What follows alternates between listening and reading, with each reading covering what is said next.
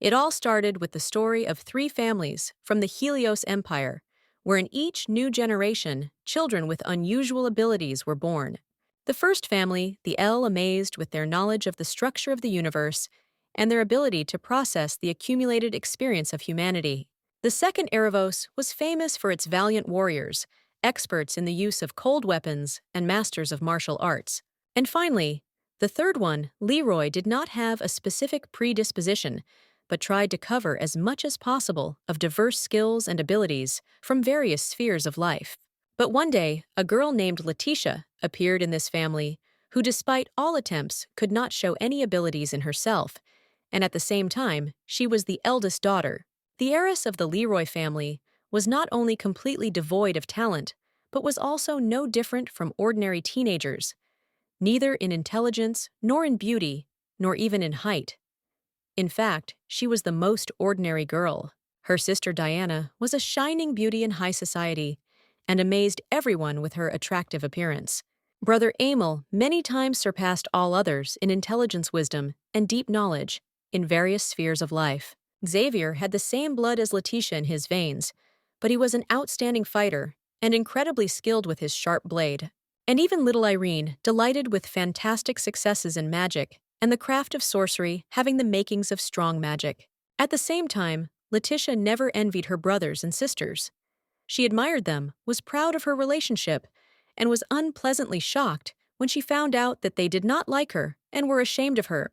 The family perceived the eldest daughter as a stain on their reputation, and at some point the parents decided to abandon their heiress. Her biological father, Marquis Leroy, once summoned his own daughter and announced that he was expelling her from her home.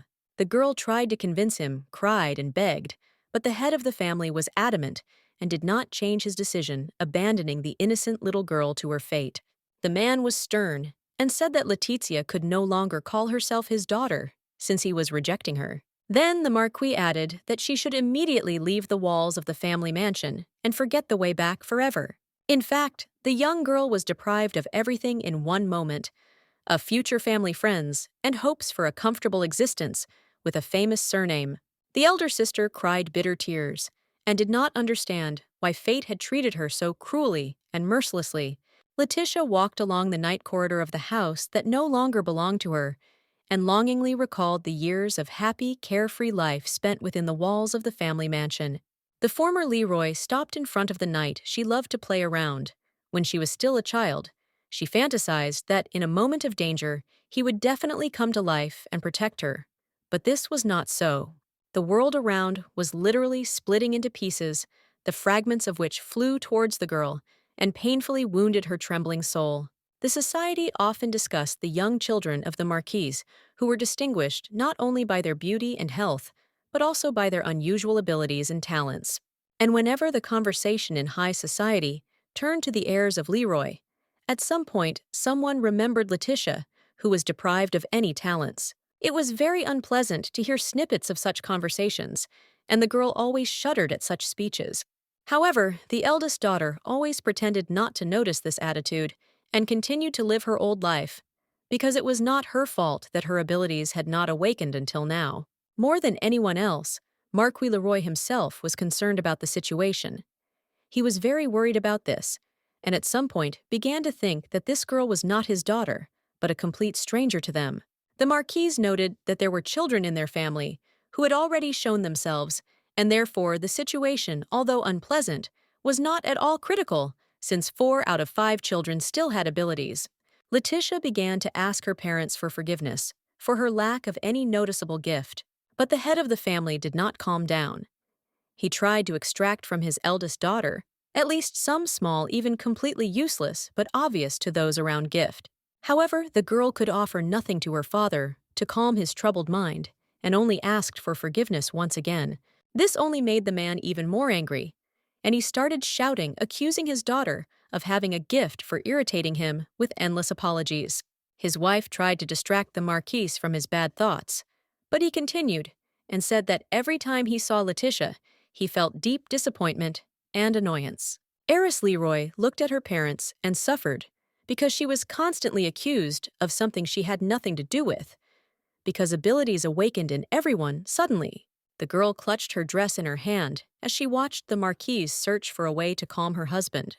The sad girl listened to the joy and delight with which her parents began to discuss the upcoming birthday of their second daughter, who had outstanding abilities. Letizia remembered how she used to enjoy her name day, because when the girl was still a child, she did not notice some things. The father, as was his custom, would come to his daughter on such days from early morning. But with each passing year, the smile would leave his face more and more often. And at some point, the head of the family became completely cold with his heiress, because time passed, and the abilities did not manifest themselves in any way. The girl was sad and hurt, but she could not do anything about it, because the appearance of the gift could not be predicted in advance. And now the birthday has turned into a real torture, because this holiday meant that another year is behind, and there are still no talents.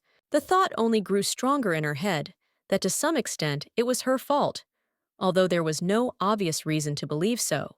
Letitia literally dreamed of getting any ability, just so that her parents wouldn't look at her as someone else's child.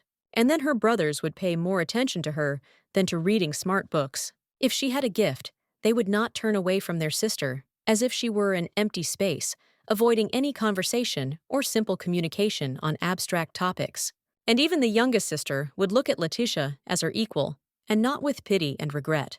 What can I say, perhaps even the most beautiful of their family, Diana would have changed her daring and contemptuous look to a more benevolent one. And this awareness of her own guilt constantly grew in the girl, supported by the attitude of her household, driving the unfortunate woman into a dead end. One day, the older sister was walking down the hallway, looking at her feet, and saw the second daughter's red shoes. Letitia raised her head and met her relative's gaze.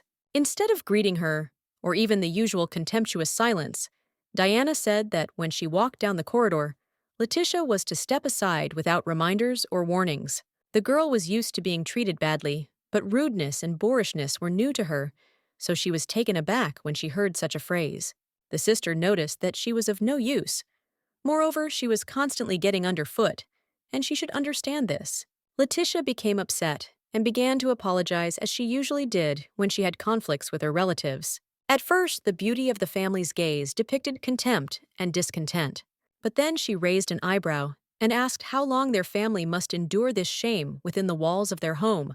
Diana noted that in their glorious and noble aristocratic family, there had never been a case where a person without abilities was born who now interferes with everyone. The wise Emile even had his own theory about this, from which it followed that Letitia was most likely someone else's child, a mutant, or even a curse in human form.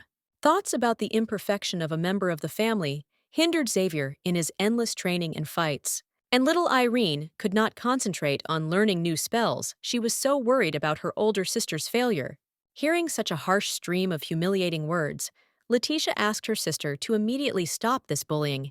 Diana looked angrily at her relative and asked again, could she really not find at least some gift in herself? Then she came right up to the girl and poked her in the chest with her finger, while she literally screamed that if she didn't have the ability, then she had no place in this house and in their family's life in general. The unfortunate woman tried to say something in her defense, but no one listened to her, and only continued to reproach her for her shame and lack of innate gift. Finally, Diana had said everything she could imagine, closed her eyes, and fell silent. The sister ended her psychological attack by almost knocking the unfortunate woman off her feet and walking further down the corridor. As she passed by, the restless relative threw a few more offensive words at the girl. Letitia stood in the middle of the corridor for a while, looking after this impudent beauty, and then headed to her room. An hour later, there was a polite knock on the door of the elder sister's chambers, and the girl allowed entry. It was a cheerful and contented servant named Mary, who joyfully greeted the young mistress. However, the heiress Leroy was clearly in a bad mood, given all the events happening around her. The maid brought the mistress's favorite tea, and clearly tried to somehow brighten up the girl's difficult everyday life. Letitia thanked the caring maid, but said that her efforts were in vain, since she planned to go to bed as early as possible today, so that this day would end as quickly as possible. Mary understood that her mistress was having a hard time, and remained silent for a while, but then she decided to ask her questions. The maid sat down next to her on the bed and asked what had happened that made the young lady change her daily routine. But the older sister did not answer, She simply lay silently and painfully recalled the events of the past day. An image of a father appeared before her eyes, accusing his daughter of lacking abilities and wanting to find at least some kind of gift. Then Letizia remembered her mother, who had reassured the Marquise by saying that they had other children who were more worthy of his attention. But the most painful memories were connected with Diana, the beauty of the Leroy family, who treated her own sister so rudely and harshly. Finally, from somewhere far away, the heiress of the family heard the maid's words and answered the question with a question. Why hadn't her abilities awakened yet, like everyone else in the family? Mary blushed and thoughtfully pronounced her mistress's name, and then fell silent. Then Letitia continued and pointed out that all of her brothers and sisters had either an innate gift or some kind of outstanding ability, and that is why she felt like an outsider in this house. Their light does not warm her soul at all, but only burns out the life in her, like the scorching sun in the middle of the desert. Usually, people with gifts are chosen and rare, but in this family, being an ordinary person meant being an outcast, and thoughts about this tormented Letitia from her earliest years. In addition, the attitude of household members, for example, the same Diana destroyed the ground under her feet and made her doubt her own strength, lowering her self-esteem. The older sister clutched the pillow and groaned softly from her heavy thoughts. But then the saving voice of Mary was heard, who suggested that the girl probably had a gift. It was just either not visible or hidden somewhere deep inside. These were pleasant thoughts, and they immediately made her feel warm and happy. But when Letitia asked what kind of ability it was, or where it could hide, the maid did not know what to answer. Then the elder sister got up and sat on the bed, and suddenly asked the maid about her poor brother, about how the boy was feeling.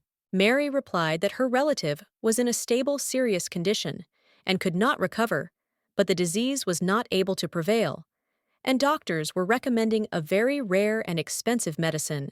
Letitia listened to this information with concern, realizing how hard it must be for this cheerful girl to live, but she didn't show it. Without thinking twice, the older sister went to the dressing table and took out a box with her jewelry. She suggested that Mary take them for herself in order to save her brother with the money she received. The maid immediately began to protest because she was afraid of the reaction of the head of the family, because if he found out about this, then everyone would be bad, especially the unfortunate maid. Finally, the girl took the mistress's hands in hers and began to talk about how she was already happy that there were such kind and sympathetic people in the world who were ready to do so much for others. Mary closed her eyes and added that serving such a compassionate person as Letitia was a great honor for her and the highest reward. The older sister was very touched by such a confession and did not know what to answer to such flattering words, because usually in this house she was criticized and offended. Then the maid dreamily suggested that it would be great if at some point money started falling from the sky, then she would definitely not refuse it. Moreover, Mary laughed and noted that in that case, many people would solve their problems and become happier. Letitia smiled too, imagining the problems everyone would have if money was just lying around on the road. Meanwhile, evening fell on the Leroy family mansion, and lights began to come on in the windows. Looking at the evening twilight, the hostess noticed that it was time for her assistant to get ready to go home so as not to walk down the street in pitch darkness. Mary blushed again and replied that her working day was not over yet, and she could not go home so early. But then Letitia reminded the maid about her brother, who was sick and probably eagerly awaiting his sister at home, after which Mary agreed to finish early and thanked her mistress. Finally, the mistress wished the maid to find as much money as possible on the street, which puzzled the maid. Then the older sister laughed and suggested that she should take a small bag with her to collect gold coins. Mary was amused by this proposal and imagined herself walking down the street with a heavy bag full of money. Returning home from work, the maid turned around and looked at the windows where her young mistress's room was, and she felt sorry for the poor thing, because she suffered so much from conflicts in the family. The girl remembered that the mistress had always been kind and gentle to her, and had never forced her to work hard, and had always been accommodating to the simple worker. Mary walked and thought that she must somehow please the hostess, for example, cook something delicious. Suddenly, a bright sparkle caught her attention, and bending down, the surprised maid saw a coin lying on the ground. The girl picked up the find and examined it carefully. Indeed, in her fingers was a real jewel made of pure gold. Mary stood and twirled the sparkling disc in her hands. She could not believe what had just happened, because the object was lying in plain sight, literally underfoot. The image of Letitia immediately appeared in my mind, who with all her heart, albeit jokingly, wished to find money on the street. And this was very strange. The maid had never encountered such a phenomenon before, and so she assumed that it was just a coincidence, but suspicions crept into her soul. The older sister watched as the handsome young man actively wielded a sharp blade, performing increasingly complex and dexterous fencing exercises. The fighter took a moment to reflect and shared his dreams with the girl that he sincerely wanted to become a knight of the emperor himself.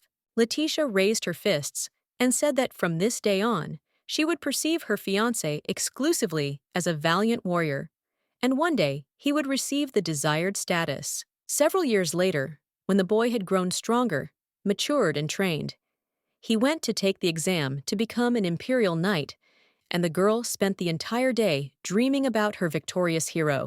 Then the elder sister turned away from her memories of the past and asked Mary to give her a handkerchief. The maid was floating in the clouds of her memories, replaying yesterday's discovery in her head over and over again. Finally, the hostess's voice brought the girl out of her thoughtful, rummaging through her thoughts in my head. The maid started realizing that she had been very distracted and had not heard the young mistress's order. Letitia asked what she could be thinking about so deeply, but the girl said nothing about the coin in her pocket, and only replied that she had simply gone into herself and listened. Finally, Mary understood what she was asked to do and handed the handkerchief to her mistress. The maid asked if the mistress needed anything else, but the elder sister replied that she did not need anything else. As Letitia walked down the stairs, she met a young girl at the very bottom. Diana, of course, was beautiful, purely externally, but her cold and contemptuous look spoiled all the beauty and added a shade of depravity to the image. The sister folded her arms across her chest and asked where Letitia was heading at such an early hour, to which the heiress Leroy replied that she wanted to see Levion, since he had an exam today. To which the arrogant girl coldly asked why she needed this. Sincerely surprised by such a bold question, the heiress Leroy could not find anything to answer, but only stared at her, relative in amazement. But Diana didn't calm down. She came up close to her sister and even extended her hand to her chest, continuing to say the phrase that she had nothing to do there. A sudden surge of anger washed over Letitia, and she clenched her fist in anger, but then quickly pulled herself together. The older sister asked the offender why she couldn't go to her fiancé to support him on this important day, because it was normal and completely natural. To this, Diana replied that it would be better for the girl to stay at home and not go anywhere. This would be the best help for a person who is not indifferent to her. Then the relative turned and walked away, leaving her bewildered sister in confusion. Despite the warning from the haughty heiress, Leroy Letitia got into the carriage and headed straight to the exam site. And while she was driving, she constantly thought about what was happening in her family and how her relatives were behaving. Finally, the carriage reached the desired place, and the coachman informed the lady that she could get out, and soon the girl left the vehicle using the step. After looking around, Letitia began to search for her lover, because she did not know where exactly he was now. Some time passed, during which the older sister wandered around the territory of the educational institution in search of Levion. She constantly looked back. It seemed to her that he was somewhere nearby. Finally, she saw him. The guy was dressed in a dress uniform and looked just great, but his face expressed grief and some sadness. Letitia joyfully welcomed the brave warrior she had been looking for here for so long, and wanted to support him on his path to becoming a man. Levion asked why she came, and the girl replied that she wanted to be with him at such a crucial moment so that he would feel calmer.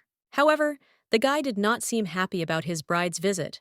On the contrary, he seemed upset and quietly said that it would have been better for her to stay at home and wait for him there. Letitia seemed puzzled and began to apologize. For some reason, everyone perceived her idea to support the groom very badly, and even the guy himself was clearly not happy. Heiress Leroy immediately offered to leave, but the guy said that she should follow him and moved forward. The older sister tried to figure out what was going on, but Levion simply walked ahead without saying a word. Finally, Letitia came to terms with what was happening and remembered her gift, which she had specially embroidered for the winner as a form of support. But the knight candidate walked quite quickly, so giving the handkerchief turned out to be not as easy a task as she initially thought. At some point, she got tired of running after Levaillan, and the girl simply stopped calling the guy by name and saying that she wanted to tell him something. However, the knight candidate, without turning around, began to talk about her gift, which had not yet manifested itself in any way. These words confused the Marquis's daughter. Suddenly, the groom turned around and added with bitterness in his voice that he was upset precisely because of her failure in this matter. Letitia didn't know what to answer all this time. She thought that her chosen one was far from constantly demanding of her in terms of abilities, but it turns out that she was cruelly mistaken about him. The unfortunate noblewoman crumpled the handkerchief in her hand and squeezed her dress. She didn't want to be here anymore. For all this long time from the moment they met, Levaillan was her support, and a ray of light in the kingdom of evil darkness. However, apparently, this dream was destined to soon fade away. The knightly candidate examined the handkerchief and reproached the bride for wasting her free time on trifles, like embroidery, instead of searching for the hidden gift within herself. Letitia lowered her eyes and quietly said that she had put her soul into embroidering the green pattern on the fabric, and then apologized again. But this did not stop the groom, and he still returned the item. The guy stood there for a while longer, looking at the Marquis's daughter with empty eyes, and then said that it was time for him to go, which almost brought his chosen one to tears. As he left, Levaillan turned around and asked if she knew of any reason why he should stay around her. These offensive words once again touched the girl to the quick, because she could not control the appearance of abilities. And where did that cheerful guy go, who was so happy in her company, and always enjoyed spending time with her? Deep in thought, Letitia walked along the alley towards the exit and did not look ahead at all, but a stranger was walking towards her along the road. The Marquis's daughter noticed the obstacle too late and tried to avoid the collision, but she failed. Heiress Leroy closed her eyes from yet another unpleasantness. Bad things had been happening to her constantly lately. Letitia realized that the man had caught her and not let her fall in response. She opened one eye and immediately began to ask for forgiveness and say that she had not looked around when she walked. The stranger was no less confused and embarrassed than the girl. He felt awkward hugging a random aristocrat right in the middle of the road.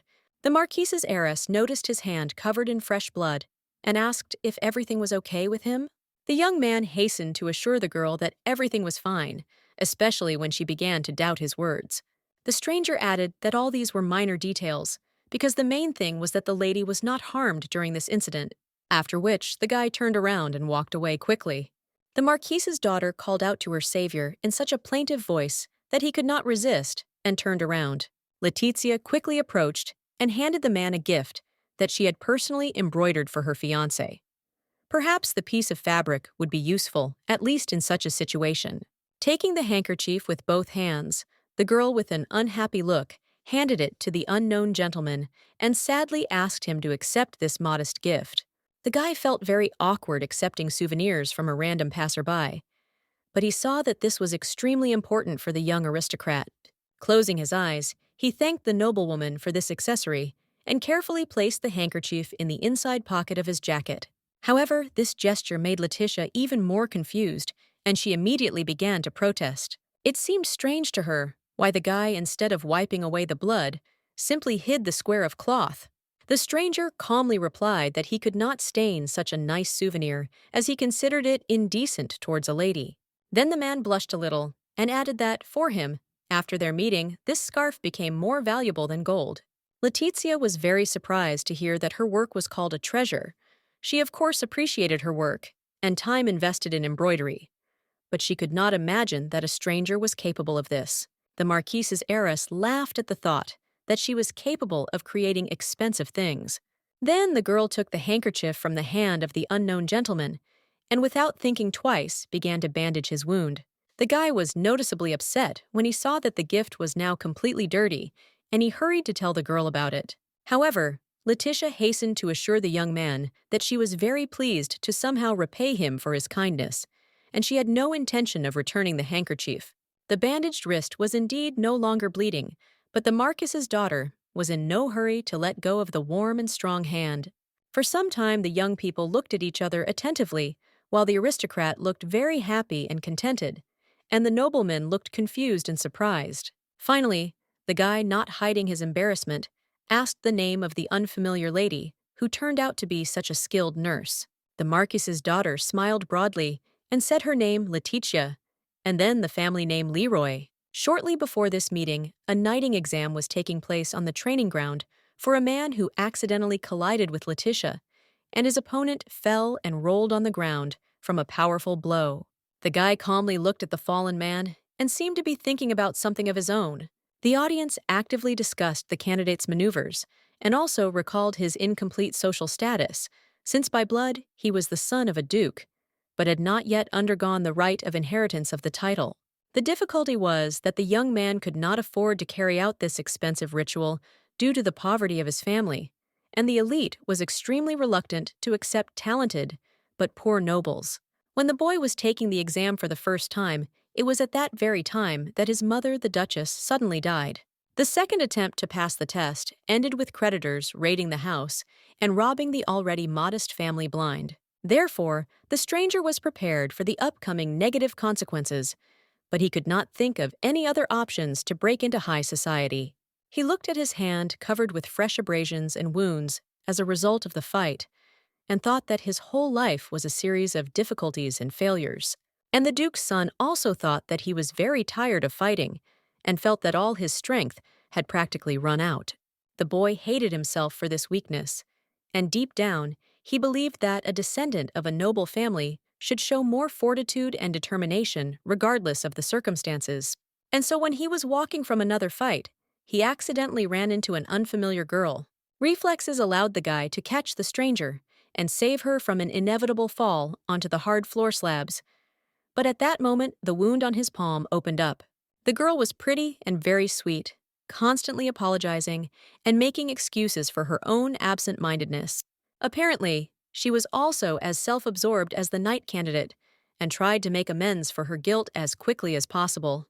The Duke's son was a little surprised to meet a lady who so easily assigned herself the blame for such a minor incident as a collision. The guy was amazed by her gift, because it is not often that you meet an aristocrat who can do such a delicate and precise job of embroidering a green pattern on a small handkerchief. The young man really didn't want to spoil this beautiful handiwork, but the girl got ahead of him. During his difficult life, the Duke's eldest son met many people, but there were very few among them who were so kind and affectionate. The guy was pleasantly surprised, because before that he usually encountered the negative sides of people and had already begun to forget what real mercy and the ability to empathize look like. And when the girl touched his hand, the Duke's son felt incredible warmth spreading throughout his body. Over the years of endless trials, his heart had hardened, but as soon as he met a sweet angel on his way, he felt alive again. Then he finally decided to ask the stranger's name, because he couldn't leave such a decent person nameless. The girl smiled and introduced herself. Her name was Letitia Leroy. The guy looked at his hand. It no longer hurt, but on the contrary, it now felt incredibly light and strong.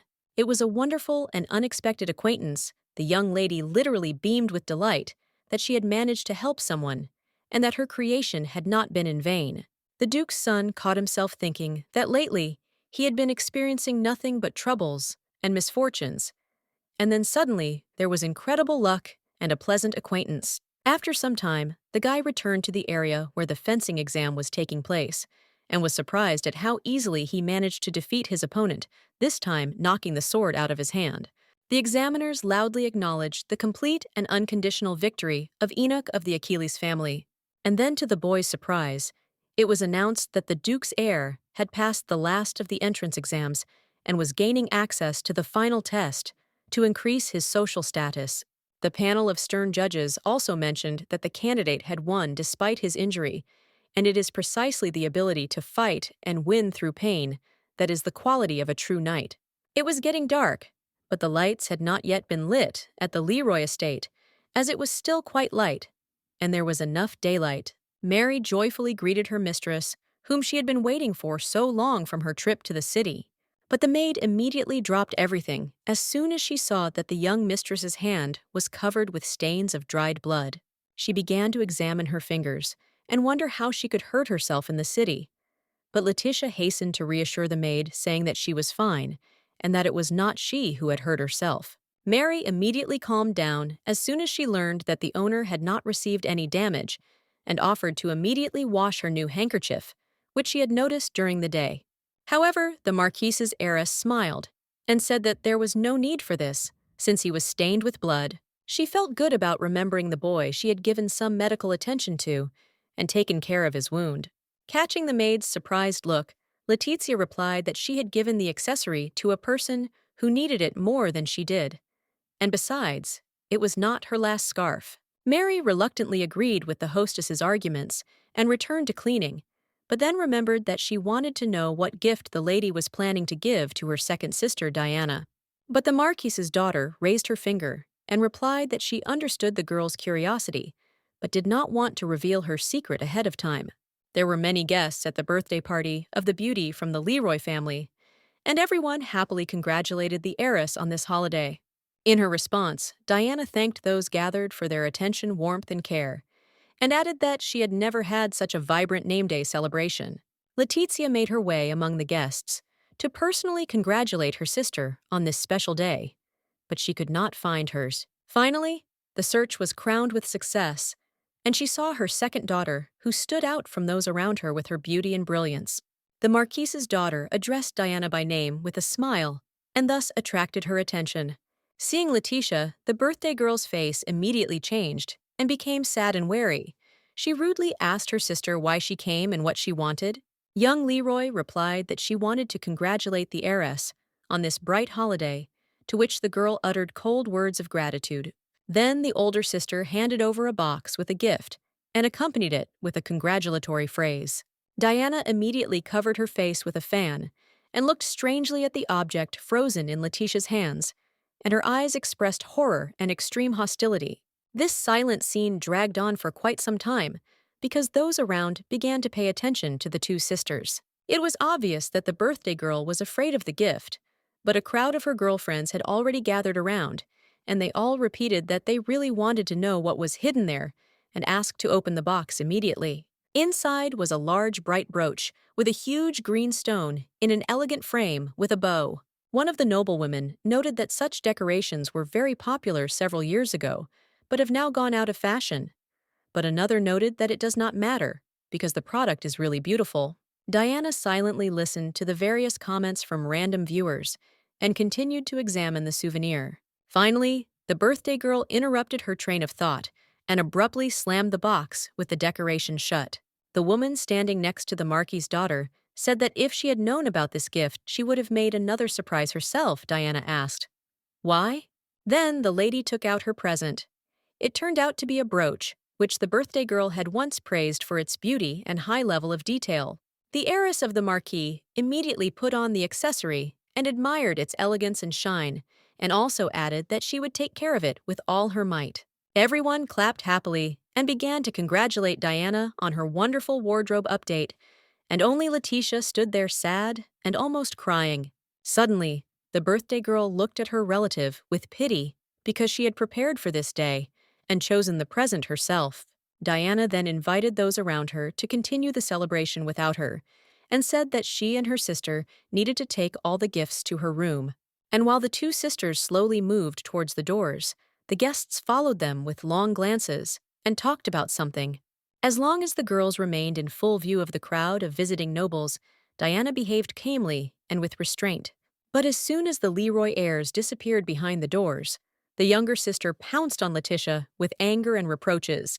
The birthday girl grabbed the box with the green brooch and literally hit the unfortunate girl in the chest, with it saying that this souvenir had ruined the whole party and that she should never give her anything like that again. The eldest daughter was very upset and asked how she could leave her beloved sister without a gift on such a day. In response, Diana shouted that if Letizia could not restrain herself, she should have given some other item, because this one had long since gone out of fashion, which must be monitored. The heiress of the Marquis lowered her hands, with which she was clutching the box.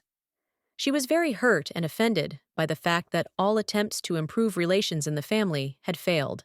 To top it all off, the angry birthday girl added that she no longer wants to see Letizia at her future birthday parties. The girl tried to object that she was part of the family, especially the older sister, and to miss such special events was the height of indecency and bad manners. When Diana heard the mention of the Leroy family, she immediately began to smirk and reminded the unfortunate woman that she was an indelible stain on the reputation of their noble house.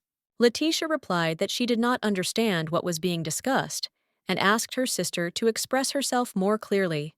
The birthday girl closed her eyes and replied that, in addition to the lack of any gift, her relative also lacked intelligence and resourcefulness, since she allowed herself such antics. Her hand tightly clutched the hard box where the brooch rested, which the girl had been thinking about for several months, because her only desire was to please her ungrateful sister. But Letizia wasn't angry at the birthday girl, she was directing the aggression at herself, and felt ashamed that she had made Diana feel uncomfortable on such a significant day. Meanwhile, an unusual and rare guest arrived at the mansion whom few expected to see that day. It was Mr. Sayos, a longtime friend of the Leroy family, who visited his acquaintances only on exceptional occasions. The Marquise greeted the nobleman and announced that he was very pleased that the man had found time in his busy schedule to attend the birthday of his second daughter. Sayos replied that he could not miss such an important day, and smiled kindly when the head of the clan introduced him to the birthday girl, who soon approached them. Diana smiled warmly and literally glowed with happiness. She gave her name and expressed sincere joy about the visit of such a serious person to their home. Casting an irritated glance at his eldest daughter, the Marquis ordered her to also come up and greet the guest.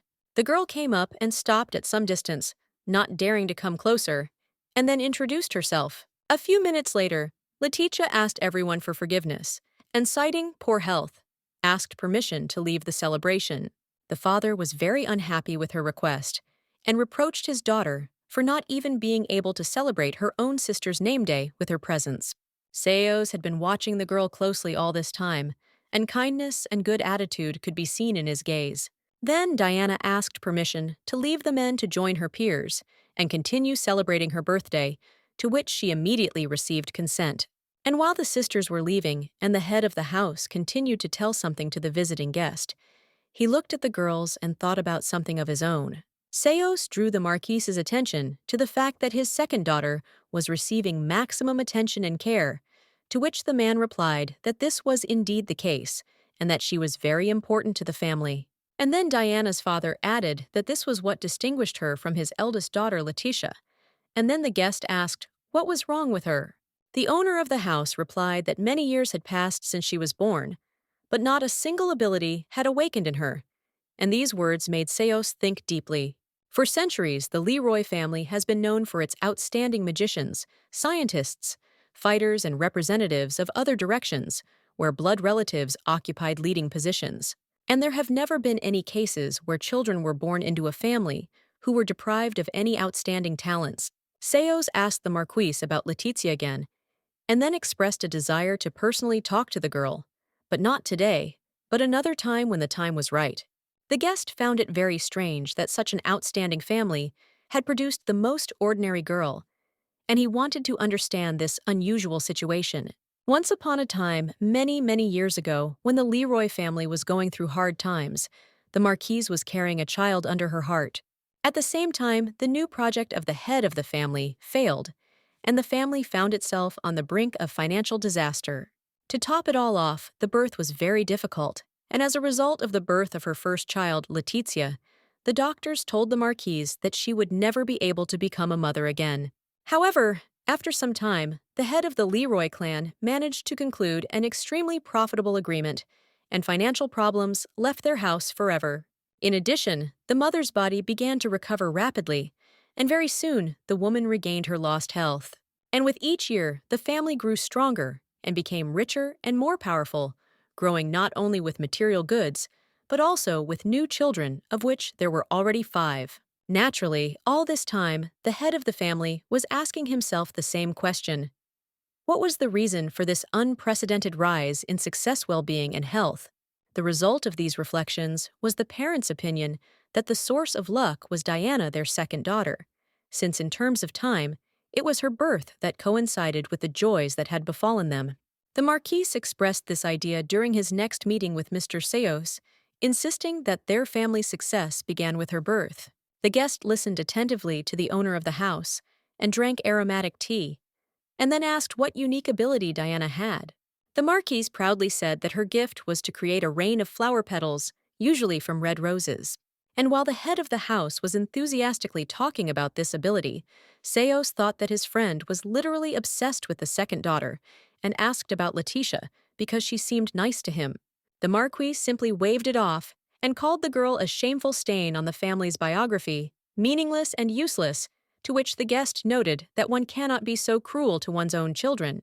The owner of the house replied that although she was his blood in the eyes of others, she was inferior, and therefore he was even thinking about ending her engagement. Seos was very surprised by such words and asked his friend again if he really wanted to destroy the alliance between the families that had been connecting Letitia and Levion for many years. To which the Marquis coldly added that it would not be exactly a break. He would simply exchange Letitia for Diana in this agreement, since in his opinion this would be correct. The guest was outraged by this idea and said that if the head of the family Leroy carried out his plan, he would make a terrible mistake that would be impossible to correct. Barrett did not answer his respected friend's objection, and then Seos said that it was time for him to leave. But before that, he would like to take a walk around the Marquis's estate.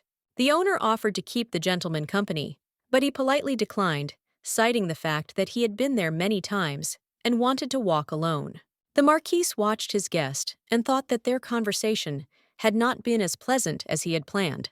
The man's memory flashed back to when his first daughter was still a baby. Then 2 moments coincided. The Marquise was holding the baby in her arms and telling her that a letter had arrived, demanding that she pay off the debt.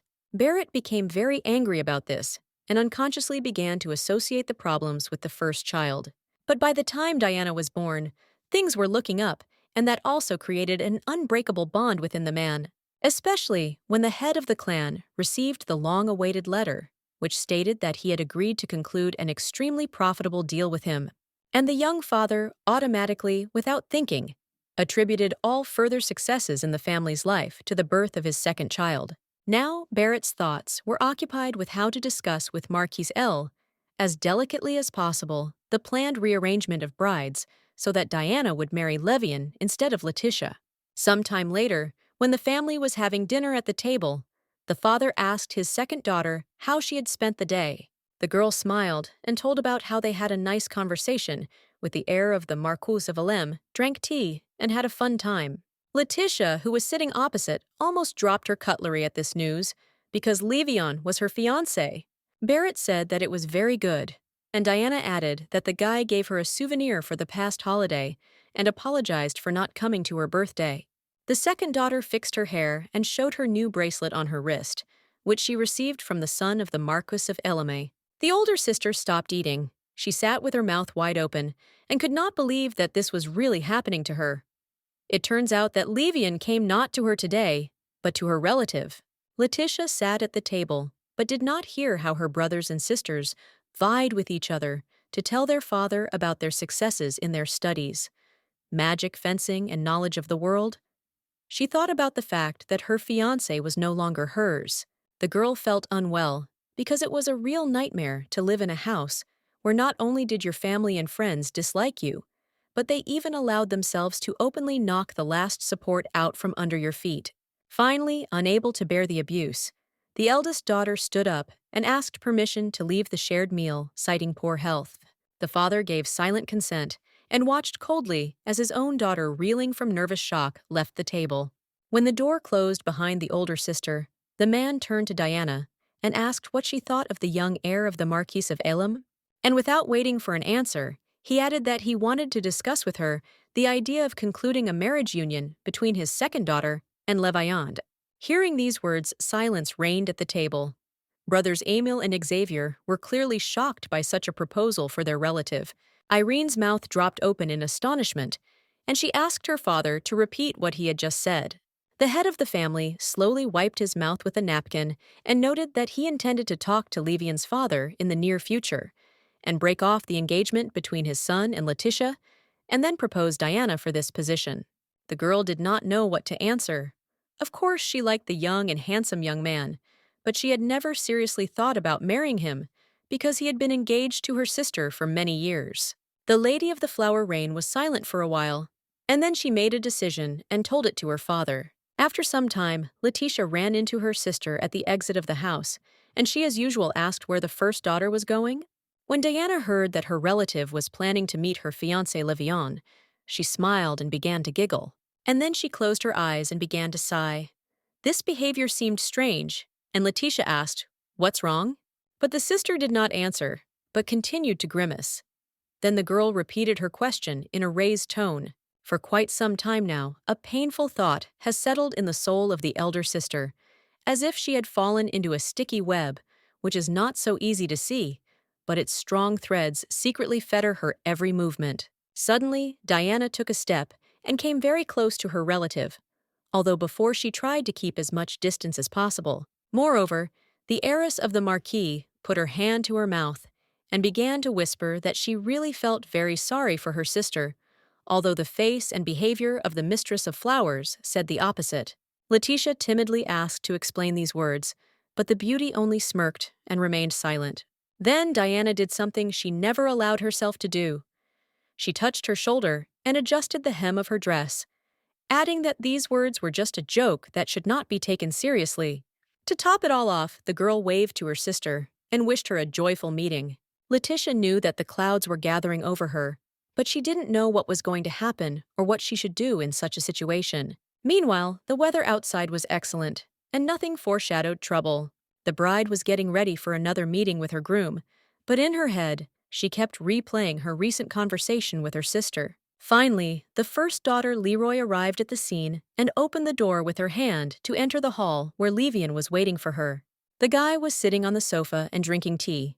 He sluggishly greeted the guest, and his face reflected sadness and melancholy. Letitia was genuinely glad to see the young man. She really had warm feelings for him, and when she entered, she immediately asked how he was doing. The son of the Marquis of Elam was clearly not in a good mood, and continued to drink tea, and answered the question with the excuse that everything was as usual for him. Then the girl asked him directly why. When he had last come to their house, he had only come to see Diana, but had not even looked in on his fiancé, although she had missed him, after which Letitia added that such an act upset her very much, and she still cannot calm down. However, Levion remained silent, and the girl decided to change the subject, smiled happily, and asked about his training in military craft. Instead of answering, the groom began to reproach the girl for frivolity and carelessness, which greatly surprised the heiress of the Leroy family. The guy in turn noted that one cannot be so blind and not notice the obvious, and then directly said that he was worried about the fact that the heads of their families were discussing calling off the engagement. In shock, the girl grabbed the hem of her dress and squeezed it tightly, after which she began to mumble that this was impossible, that this couldn't be, and how could this be? Levion looked coldly at his bride and replied that these were not the words he expected from her, and if she had no others, she would be better off returning to her home. A chill ran down Letitia's spine, and she asked her fiancé if he agreed with the divorce, and if they could influence anything themselves. The guy closed his eyes, lowered his head, and remained silent. Two feelings were fighting inside him: the memory of past years spent together, and the pressure of those around him. After all, just recently, the bride and groom were happy being in each other's company and enjoying joint walks, entertainment, and small joys. Finally, Levian began to speak. He said that the days of their carefree childhood were gone forever. It was time to grow up, stop being childish, and make serious decisions. Then the young man added that Letitia must understand one simple thing: doing the right thing is not always easy and pleasant.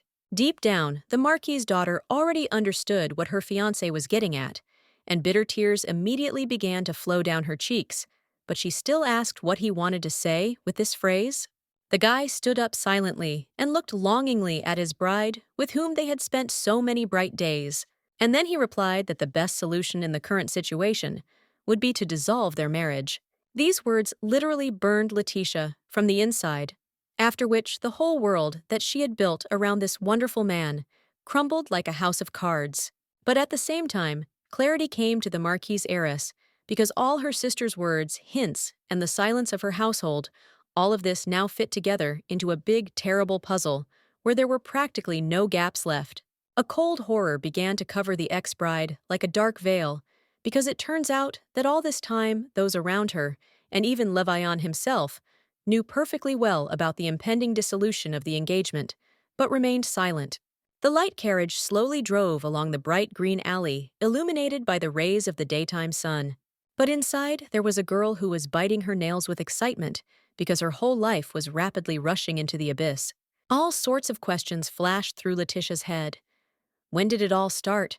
How could she not notice it? Why no one told her anything right away, but preferred to hide it, and so on.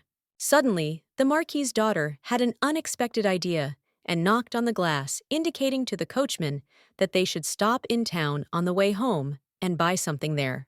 After some time, the carriage stopped right at the edge of the market square, where there were countless stalls selling all sorts of items. When the girl left the carriage and stepped onto the stone pavement, the coachman asked if she could handle the shopping without a maid, to which the girl answered in the affirmative and went to the counters. Even during her childhood, Letizia often came here with her family to shop, and the children happily ran between the rows. Little has changed since then. Meanwhile, there was lively trading going on at the market.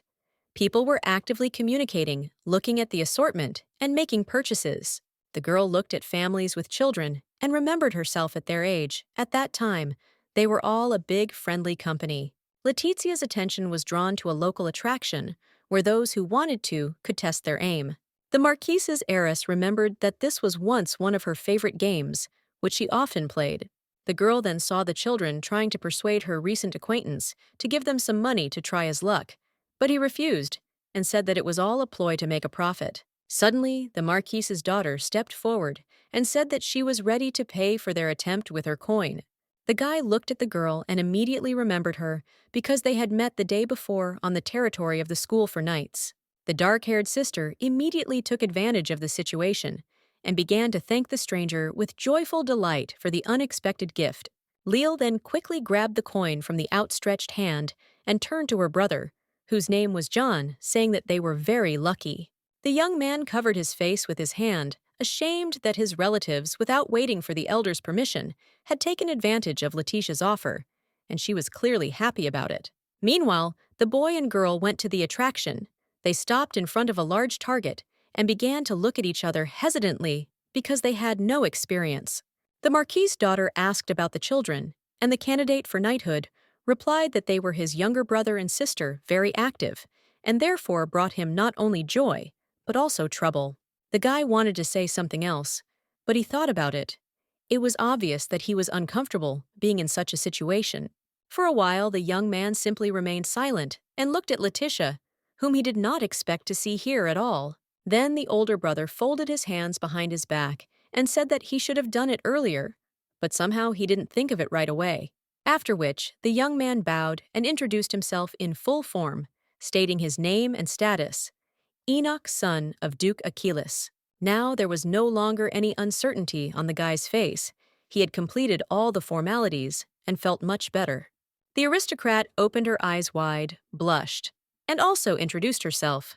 Letitia, daughter of the Marquis Leroy. The young man smiled and hastened to assure the noblewoman that he remembered well her first and last name, which she mentioned at their first meeting. At this time, the brother and sister finally agreed on who would try their luck first. This time, the girl was ahead and hurried to make the throw. Achilles invited Letitia to compete in throwing, but the girl immediately became embarrassed, saying that usually everyone is lucky in such games except her. Suddenly, the young people heard a joyful cry. It was Liel, who to everyone's surprise hit the target right on target, and her brother John could not believe his eyes. The older ones were also extremely surprised, because the kids had just won the main prize. A bag of flour. Letitia smiled and said that she was very pleased to see the joy on the children's faces, but even more pleased that she had contributed to it. Enoch said that children's delight was truly a serious reward for any work, and his brother and sister looked at each other and still could not believe what had happened. Then the children remembered that they had forgotten to introduce themselves. The first to respectfully introduce herself was the girl Liel from the Achilles clan. Jan also tried to perform the required ritual, but his sister immediately interrupted him and introduced herself, calling him a spoiled and lazy child. And while Letitia was introducing herself, Enoch's sister looked at her carefully. The Marquise's daughter asked what she was thinking about at that moment, because her gaze seemed very mysterious to her. Instead of answering, Leal grabbed her older brother and new acquaintance by the arms and said that their meeting today was a gift from fate, and therefore they simply had to have a lot of fun. Enoch shouldered the prize for his accurate throw, and the girls began to think about what they should do next. The first idea was to put on a funny mask and show it to others, which was quite funny. The company then had fun and fooled around until the evening, and when it was time to say goodbye, Liel invited Letitia to their home and promised to bake a pie for her visit. However, Jan objected that if the Marquise's daughter decided to try this treat, she would certainly get poisoned, so he would better prepare the dish himself. The noblewoman blushed and became embarrassed, and then said that it was not at all necessary to strain oneself so much, and especially to quarrel because of her person. Then the children stopped arguing and immediately fell silent, which was surprising for Letitia because they listened to her, and before that, very few of the aristocrats took her seriously. Enoch said that they would be very happy to see the Marquise's daughter in their home, because she was now a friend of the Achilles family. The girl was very pleased with this attention, because these people looked at her as an equal and interesting person. The carriage returned home late when the full moon had already risen, but this did not bother the young noblewoman much. Letitia sat in the carriage and thought that she had not had so much fun for a long time. She especially liked the feeling of being in the family circle, where you are respected, appreciated, and listened to. Once upon a time, a long time ago, her own family treated her just as warmly, and the house was full of joy and fun. And even Diana was once affectionate and kind, showed love and care for her older sister, and treated her completely differently than she does now.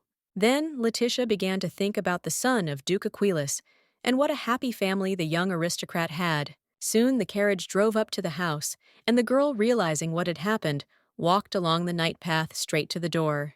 The older sister walked along the alley towards the light from the windows, and thought that she also had close people, but it was difficult to call them a close-knit family. The next morning, the Marquis called his eldest daughter to his office. The man looked clearly displeased and irritated. Barrett accused Letitia of daring to contact a family of absolute losers without his knowledge, and added that the girl should have no more contacts with the Achilles family. The daughter wanted to object, but her father abruptly cut off his heiress in mid-sentence and said that he did not want to hear anything from someone who brought nothing but bad luck into their home. The young noblewoman remembered the face of Enoch, the Duke's eldest son, and his invitation to visit his family's home. Why did his father call him a loser when the guy looked quite respectable and behaved quite decently? The young man was sweet and friendly, and also showed respect and reverence, unlike Leroy's household. So why should she humiliate herself by depriving herself of communication with him? After some time, Letitia went to an unexpected meeting with a friend of her family, Mr. Seos. The gray-haired old man was sincerely glad to see her and praised her for the fact that the girl managed to come to him at the first call without delay. Looking at the girl's friendly face, the man said that he wanted to discuss one very important issue with her. Seos noted that she herself had probably thought about this many times over the past years, namely about her abilities.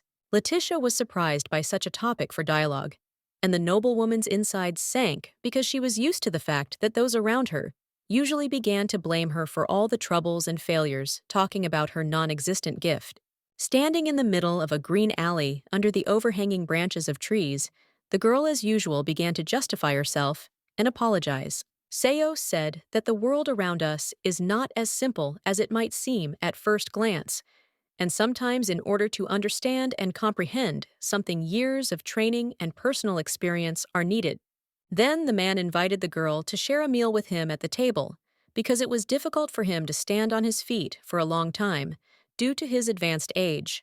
Letitia sat down, took a cup of tea, and looking at a family friend, frankly admitted that she had no abilities, which everyone had known for a long time.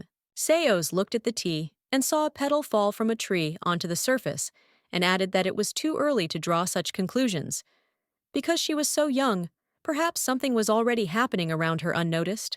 The Marquis's daughter replied that indeed, her life sometimes seemed very strange, as if she were going through some kind of bad luck streak, while others were constantly lucky.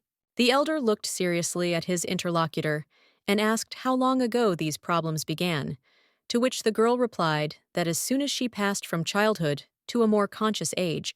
The man noted that it was indeed a long period of time, and then began to recall the personalities that had been born into the Leroy family. In this glorious family, talented children often appeared, but not all abilities were useful, applicable, and noticeable, such as a thirst for knowledge, magic, or military craft. Not every descendant of the family could boast of socially useful gifts, such as artists or writers. There were also those whose skills brought only troubles and disappointments. Then Seos lowered his voice and said that there was a possibility that Letitia should not develop her abilities and awaken completely because maybe she had already awakened them. The older sister was shocked by such words. She had long since come to terms with the fact that she could not do anything, and then suddenly, she learned that she could have a negative gift. The girl could not stand it and jumped up from her seat. She leaned on the table and screamed that she could not bear to live in such conditions, and she must definitely know what abilities she had. The Marquise's daughter did not appear aggressive or angry. Rather, she was upset by the bad news, and therefore hopefully clung to any opportunity to shed light on the dark area of her life. A family friend saw that the first child of the family, Leroy, was driven to despair by the cruel treatment of those around him, and did not know how to help in this situation because he only had assumptions. The ongoing dialogue was observed by a maid who secretly eavesdropped on the conversation between Seos and Letitia, hiding behind a large green bush in the garden. True, the girl was unable to overhear the entire conversation. Some phrases were very quiet, but based on individual words, the maid came to the conclusion that the elder sister's gift was to bring misfortune. The conversation between a family friend and the Marquis's daughter on the territory of the Leroy family mansion actually ended in nothing, leaving even more questions. Letitia returned to the house and began to cook food, wondering whether she had any abilities or not. Or maybe what she did have shouldn't be brought out for everyone to see. While mixing the dough, the girl thought that if she did possess some kind of dark gift, then it was still a talent that needed to be taken into account, and its owner treated with respect. The aristocrat was so immersed in her own thoughts that she did not hear her call. It was Mary. She had been standing at the kitchen threshold for some time and trying to attract the attention of the hostess. Finally, the maid could not stand it any longer and came right up to her mistress, and only then did Letitia notice the maid, who reproachfully remarked that one should not be so absorbed in oneself while preparing food. Then the girls began baking aromatic cookies together in the oven, the smell of which spread far and wide through the corridors of the first floor of the mansion. The sweets were unusual with fillings, and each product had all the signs of being handmade.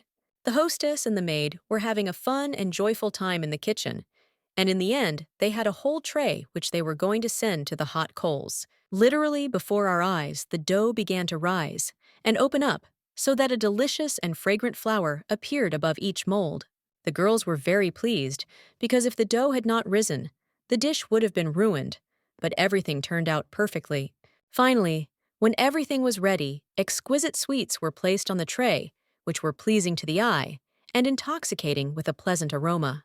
Letitia prepared to cover the dish with a large convex lid called a cri cloche, and said that she wanted to take the delicacy to her loved ones. Walking down the corridor with her creation in her hands, Letitia wondered who she should bring it to first. When she went to Diana, the girl discovered that she had gone out somewhere. Then, the older sister decided that in that case, Emile would be the first to taste the still warm treat. Until recently, she and her brother had had a good relationship, and Letitia wanted to support them at all costs. The guy was sitting at the table and, as usual, writing something. He was distracted from the papers and was a little surprised by his sister's appearance. The relative said he didn't expect to see her with a tray on the threshold of his room.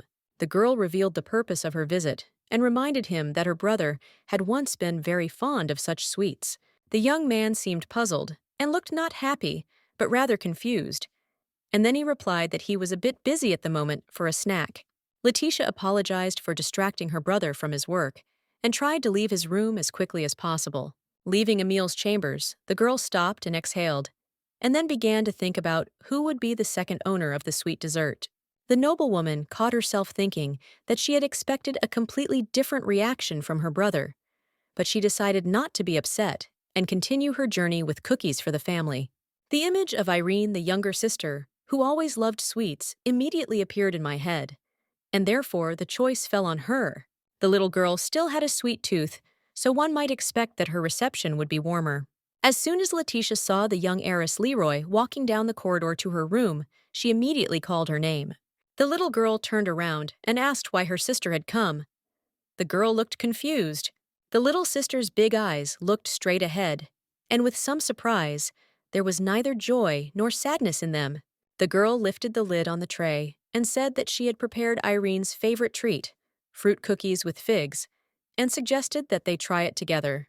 The sister looked at the food, apologized, and replied that she couldn't stand figs and also avoided any cookies in her diet.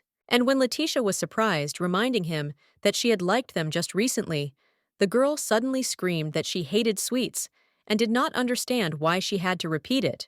Then the younger sister asked not to bother her with such trifles anymore and quickly ran away. The Marquis's daughter was shocked and only muttered words of apology. She thought that her brother had received her coldly, but it turned out that everything could have been much worse, which was just proven by Irene's. Some time later, the maid who had been eavesdropping on the conversation in the garden found her friend having a snack in the backyard of the mansion. The maid asked the girl what she was eating, and she replied that the young master, Emile, had treated her to the most delicious cookies. Then the gossips began to discuss the conversation between Mr. Cios and Mrs. Letitia, namely that the girl's ability had finally awakened, but this gift was a real curse because it brought misfortune. The elder sister was walking in the garden and enjoying the beautiful weather. The sun was shining brightly, and the sky was clear and blue, with small white clouds. Suddenly, the girl's attention was drawn to a white dove, which was flying not just like that, but with some specific purpose. Letitia followed the bird and saw a whole flock of birds that were animatedly pecking at some prey. The girl became curious about what had attracted the pigeons' attention, and she came even closer, trying to see their food. The older sister was shocked by what she saw, and even opened her mouth wide in amazement. The birds were pecking at the very same sweet-filled cookies that she had lovingly prepared for her family. Meanwhile, the servants were actively spreading gossip about the young mistress's ability to bring trouble, and as confirmation of this, the sudden illness of the maid who ate the cookies for Emil appeared. Naive girls whispered that even being in close proximity to Letitia meant completely losing luck and exposing oneself to great risk. In addition, the maids gave free rein to their imagination and imagined that the Marquis's heiress was a real monster who could curse a person with just one look. The maids agreed that they should avoid any contact with their mistress as much as possible and move away as soon as she approached. The girls then agreed that all work related to Letitia should be transferred to Mary, the servant who was already assigned to the heiress of the family. The culprit of all this gossip did not suspect anything and continued to hover in the clouds of her own memories, thinking about those days when her brothers and sisters loved her. Over and over again, the girl replayed in her head the events of the past days, which seemed like a terrible misunderstanding, but actually happened. Why was Emile so cold and didn't try the baked cookies? For what reason did Irene change her preferences and give up sweets, and do it so rudely and emotionally? There is no need to remember Diana because she has long since openly demonstrated her dislike for her older sister. And while Letitia's thoughts were somewhere far, far away, her legs walked on their own, obeying some unknown call of the heart. She didn't even remember how she got into the carriage and gave the address. At some point, the girl realized that she was standing on the threshold of an unfamiliar mansion where she had never been before, although inside the Marquis's daughter already understood that this was the house of Duke Achilles. A young female face appeared in one of the windows on the first floor. It was Liel looking at her new acquaintance with surprise. The sister turned to her brother and asked what they should do, to which the boy replied that in that case they should go out into the yard and greet the guest. Hearing such advice, the Duke's daughter immediately ran out into the street to joyfully greet Letitia. The dark-haired girl extended her hands to her older friend with such delight that she was a little confused. It was quite unexpected to feel the strong embrace of a sincere person against the backdrop of the hostility in which the heiress Leroy had long lived. The brother tried to calm his younger sister down a little, but she was convinced that the guest had come to play with them and have a good time. And then Leal admitted that she missed Letitia very much. These words touched the girl to the quick, because at home, no one had missed her for a long time. On the contrary, they avoided her in every possible way. The older sister smiled and said that she had come to fulfill her promise, because she had given her word that she would come and visit Achilles' family someday. The young mistress of the house replied that it was simply wonderful, and then took the guest by the hand and literally pulled her into the house. Jan noted that his sister should be more careful with visitors to their family nest, but the girl added that he should also quickly follow them so as not to miss anything, and soon the company found itself in a spacious kitchen, equipped with all the necessary equipment. The dishes sparkled with cleanliness, and all the items were in their places. Leal seated her guest in a place of honor and said that she only needed to watch carefully as she prepared her masterpiece. Letitia was surprised and asked again if the girl was really going to bake the pie herself, to which Enoch's younger sister replied that she shouldn't worry about it.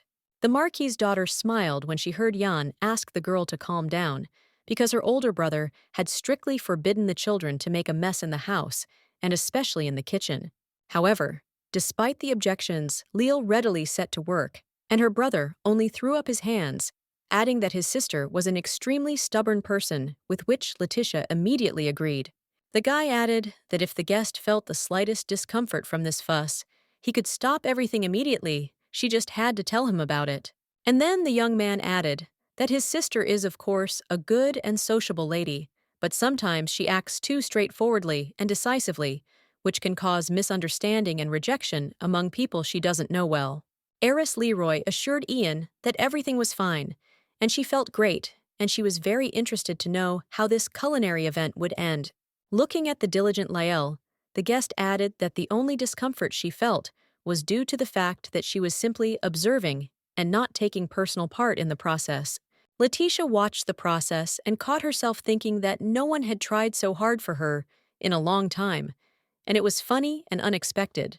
Jan noticed that he was very glad about the positive attitude of their guest, because when it all started, the girl had a very confused look. At some point, the young cook called her brother in an uncertain voice and asked him for help, to which he replied that he had managed to prepare in advance, and therefore all the ingredients should be more than enough.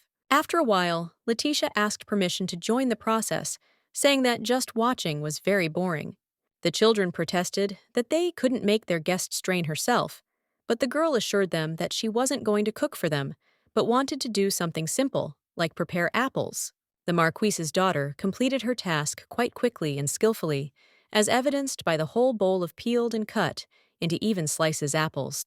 Meanwhile, Liel finished preparing the dough for the future pie, and Jan carefully watched the process of preparing the sweet dish. At the final stage of the joint culinary performance, the dish was sent to be baked in a hot oven.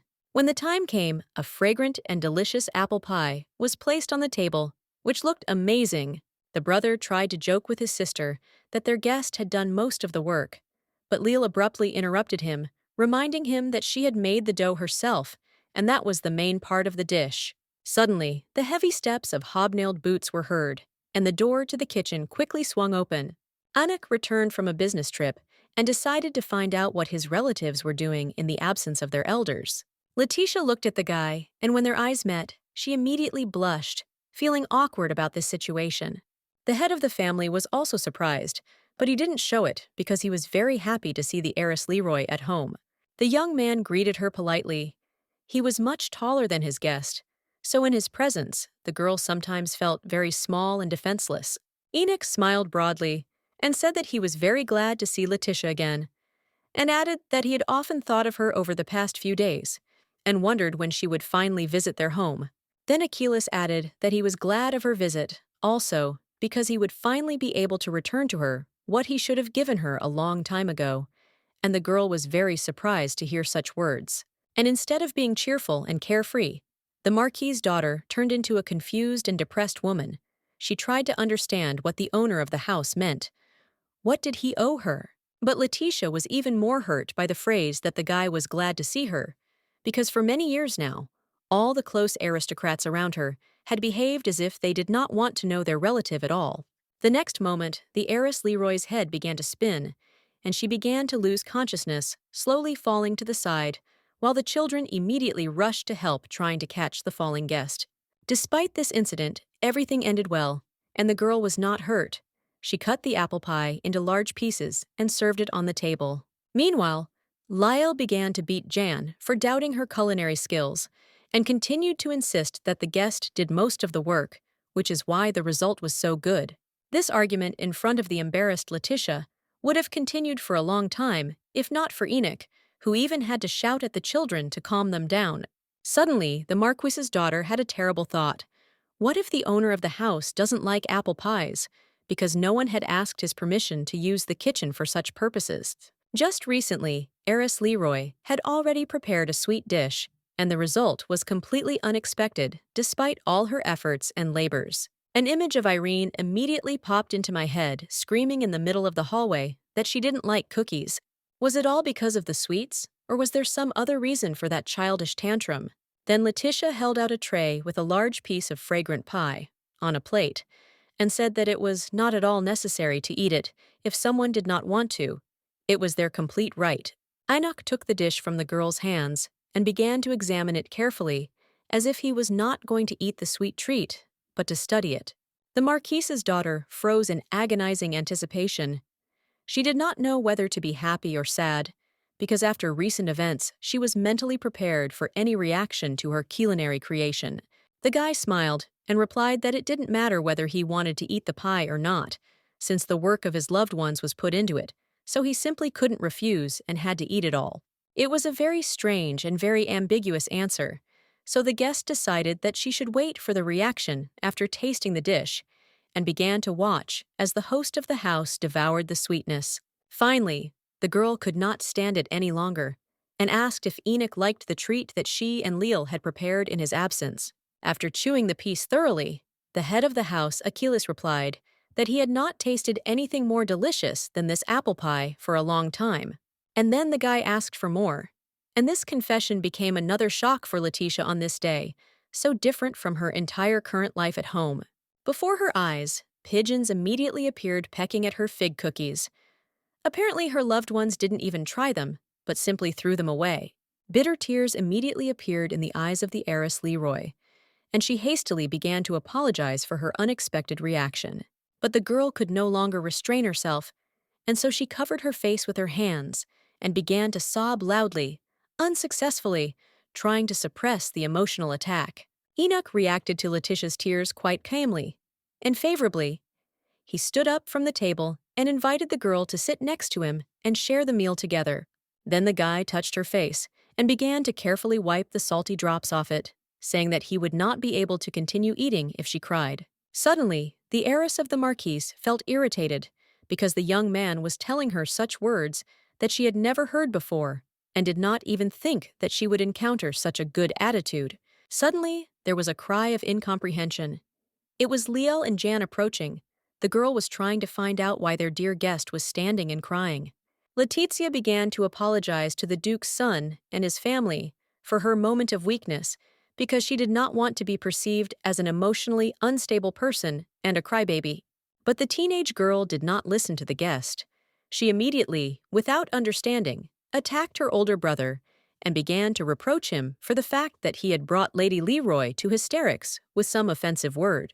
The head of the house understood that the situation looked a little strange and tried to explain that he only managed to praise the taste of the apple pie, nothing more, but the younger sister did not listen to him.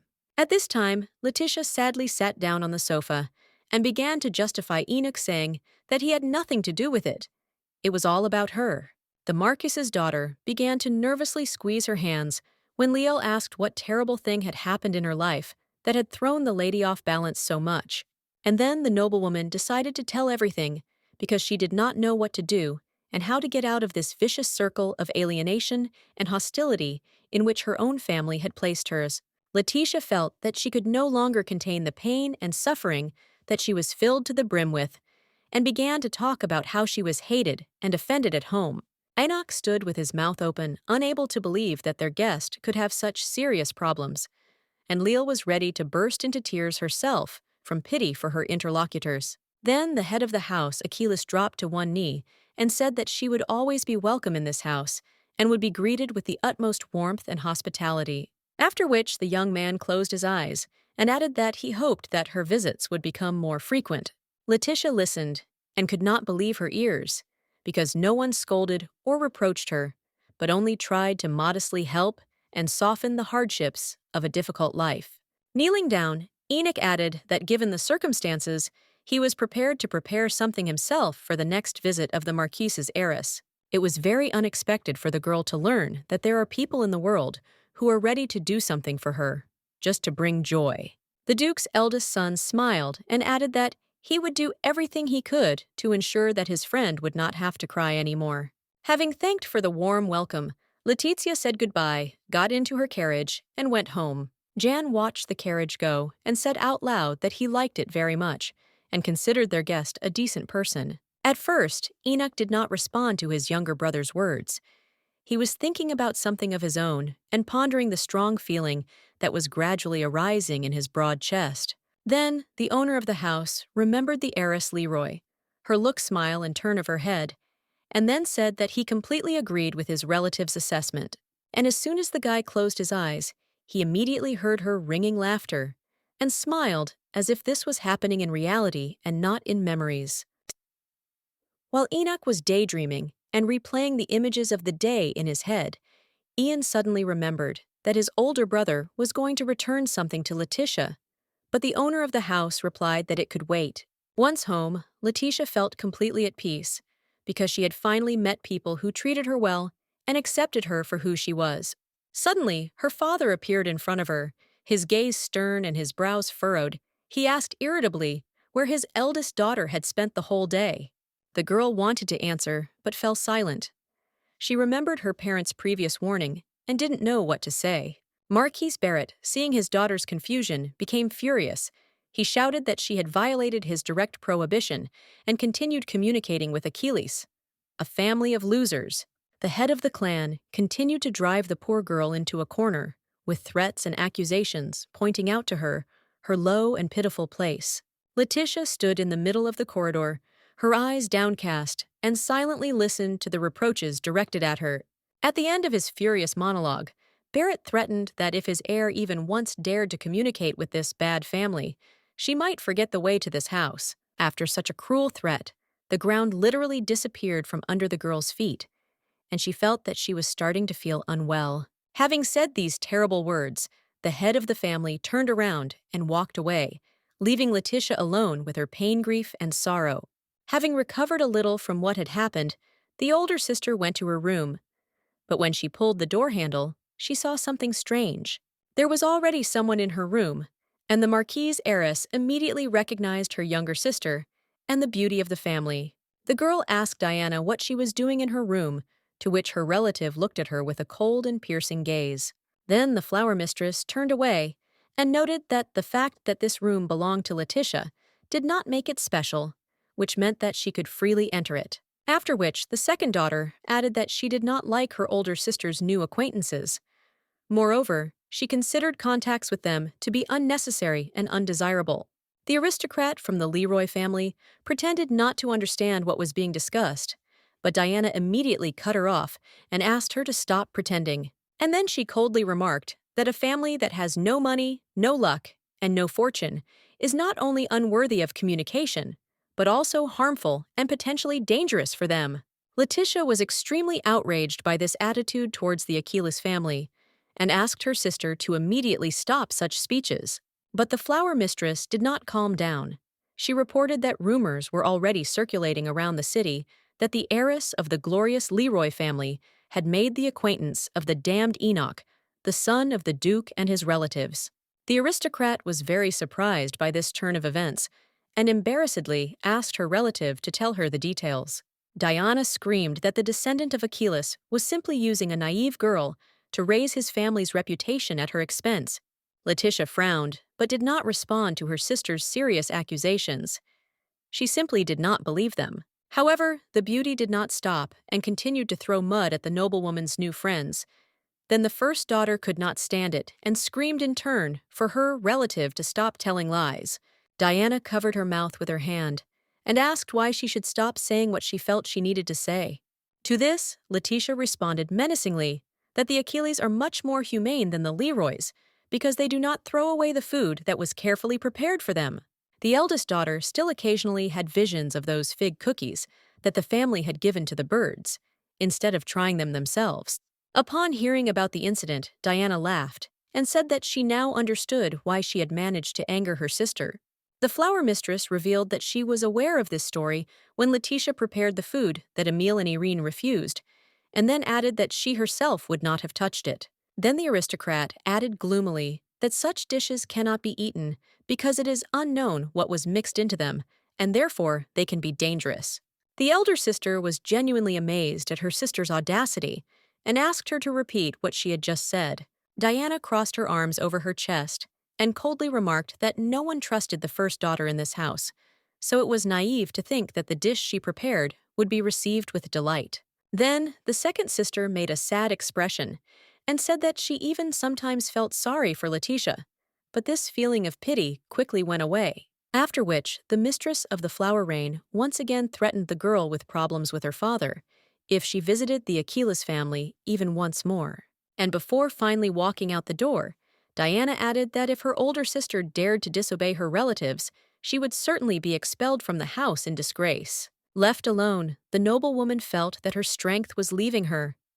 She had not felt so bad for a long time. The girl fell to her knees right in the middle of the room, unable to move, due to the moral burden that her father and sister had placed on her. Letitia thought that this cruel and inhuman treatment was like some kind of endless torture, and the punishment was given to her without any guilt. The next few days the older sister spent in bed. She ate practically nothing and almost never left her room. Mary began to worry and began to persuade her mistress to at least get up. The noblewoman responded to all words in the same way. She said that she didn't need anything and she didn't want anything. Not knowing how to distract the young lady from her disturbing thoughts, the maid tried to find a topic that would interest her and mentioned the approaching exams. After these words, Letitia immediately sat down and asked to tell about it in more detail, to which the maid replied that the final series of tests for the title of knight was already very soon. The aristocrat said that she had completely lost track of time because she thought that this event would not happen anytime soon. Then the girl went to the closet and took out from the bottom drawer an item that she had been thinking about for a long time. It was a box containing an exquisite handmade decoration, which Letizia had made herself some time ago, especially for this occasion. A beautiful thin bracelet rested at the bottom of the box, and when the older sister took the item out, Mary admired this rare and delicate work of pure gold. The aristocrat brought her creation closer to her face, and looking at it carefully, said that according to tradition, such an item should be given to a man who has to overcome difficulties. Mary joyfully exclaimed that this would be a wonderful gift for Letitia's fiancé, but the noblewoman expressed doubts about whether she should do this. The girl then added that she still felt unwell and complained of chest pain, to which the maid suggested that the young mistress spend more time outdoors, at least to see how her favorite flowers were blooming in the garden. Coming out into the corridor, the older sister met Xavier, whom she greeted kindly. The brother, who was famous for his strong spirit and skillful use of a cold blade, saw the girl and immediately became frightened, and instead of greeting her timidly, said that he did not expect to see her here. Letitia asked how he was doing in his studies, since the exam, for which the boy had prepared so diligently, was coming up soon. The young man raised his hands up, began to back away, and replied that he was too busy right now to talk to her. Suddenly, the Marquis's first daughter saw her brave and courageous brother turn around abruptly and run away as if it was not his own sister standing in front of him, but a terrible and merciless monster. A passing maid carrying clean dishes from the kitchen to the dining room accidentally witnessed this strange scene. Letitia noticed how the maids were exchanging meaningful glances and asked them what was going on here, but the girls did not answer. They only blinked their eyes in fear. The noblewoman looked at what was happening with horror and could not believe that those around her were avoiding her and running away as if from a fire. During breakfast, the Marquise's daughter praised the aromatic tea for its taste and strength, saying that it was quite good, while the maid who prepared it immediately turned pale. The girl serving at the table was clearly not happy that Letitia had paid attention to her. Her face reflected an extreme degree of anxiety and concern. Without looking up from her breakfast, Letitia noticed that Annie, that was the name of the maid, looked strange today and was behaving unusually, to which the maid replied that everything was fine. Suddenly, the Marquise's daughter saw how, under the pretext of an urgent errand that the girl had just remembered, the housekeeper hurried out of the room as quickly as possible. Looking after the running servants, the elder sister thought that something had clearly happened during the days she had spent in bed, because everyone around her was acting strange and was literally afraid to be near her. This was very unusual, because Letitia often walked around the family mansion and constantly met workers in the house. On the faces of some, the Marquis's daughter saw pity and anxiety, which they did not even try to hide. The other servants preferred to flee in panic, showing with their whole appearance how scared they were, and how much they panicked at the sight of the young mistress. It was all very strange, but no one was going to tell the young aristocrat what was really going on, and the reason for such an attitude from those around her. Thinking that this could not go on for much longer, the first daughter decided to find out at least something and went in search of her family members.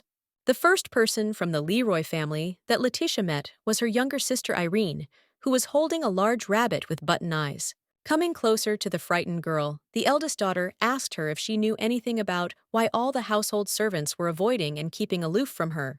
However, instead of answering, the little girl made a scary face and screamed at the top of her lungs so that her sister wouldn't come near her.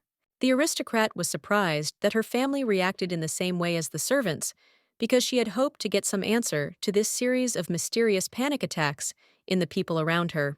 True Irene, unlike the others, remained standing in place, saying that she was very afraid to be near her sister, because she was afraid of unknown troubles threatening her.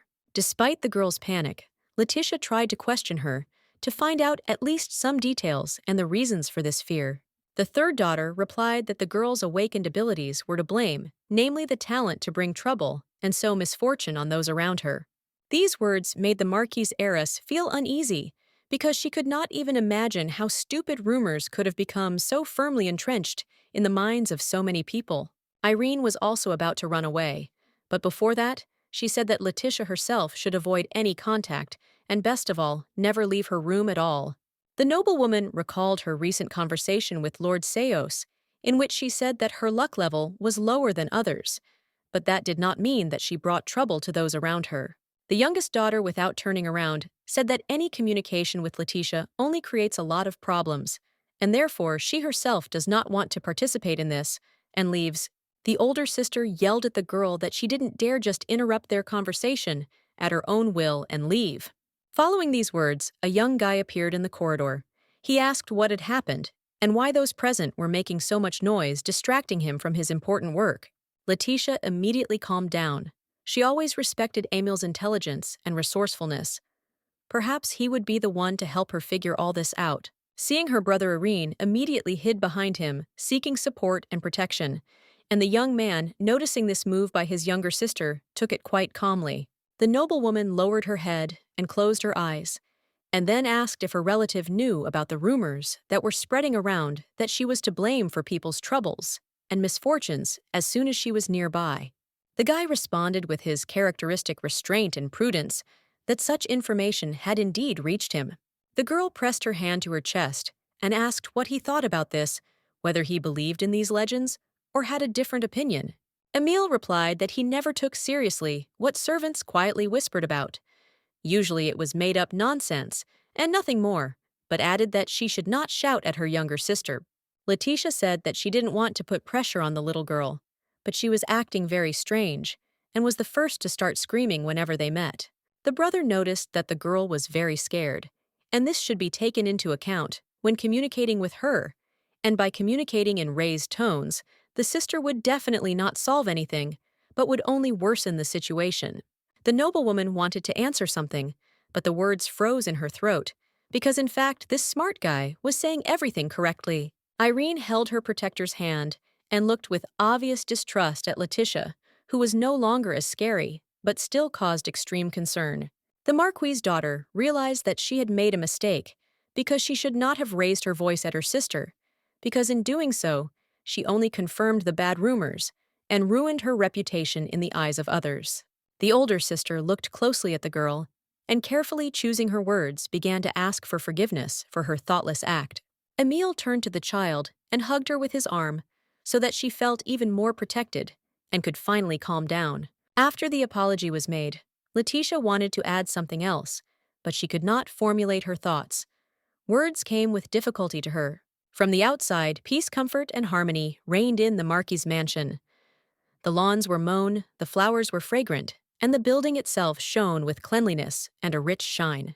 However, within these walls among the servants, the legend of Letitia's curse grew stronger and wider every day, according to which anyone who was nearby, or even caught her eye, would get a lot of trouble. Unable to cope with the situation on her own, the girl spent more and more time in her room, not wanting to go out and meet anyone. For days on end, the unfortunate Leroy sat and suffered alone, not understanding for what offense she had been given this new punishment, because bringing trouble was not her ability at all.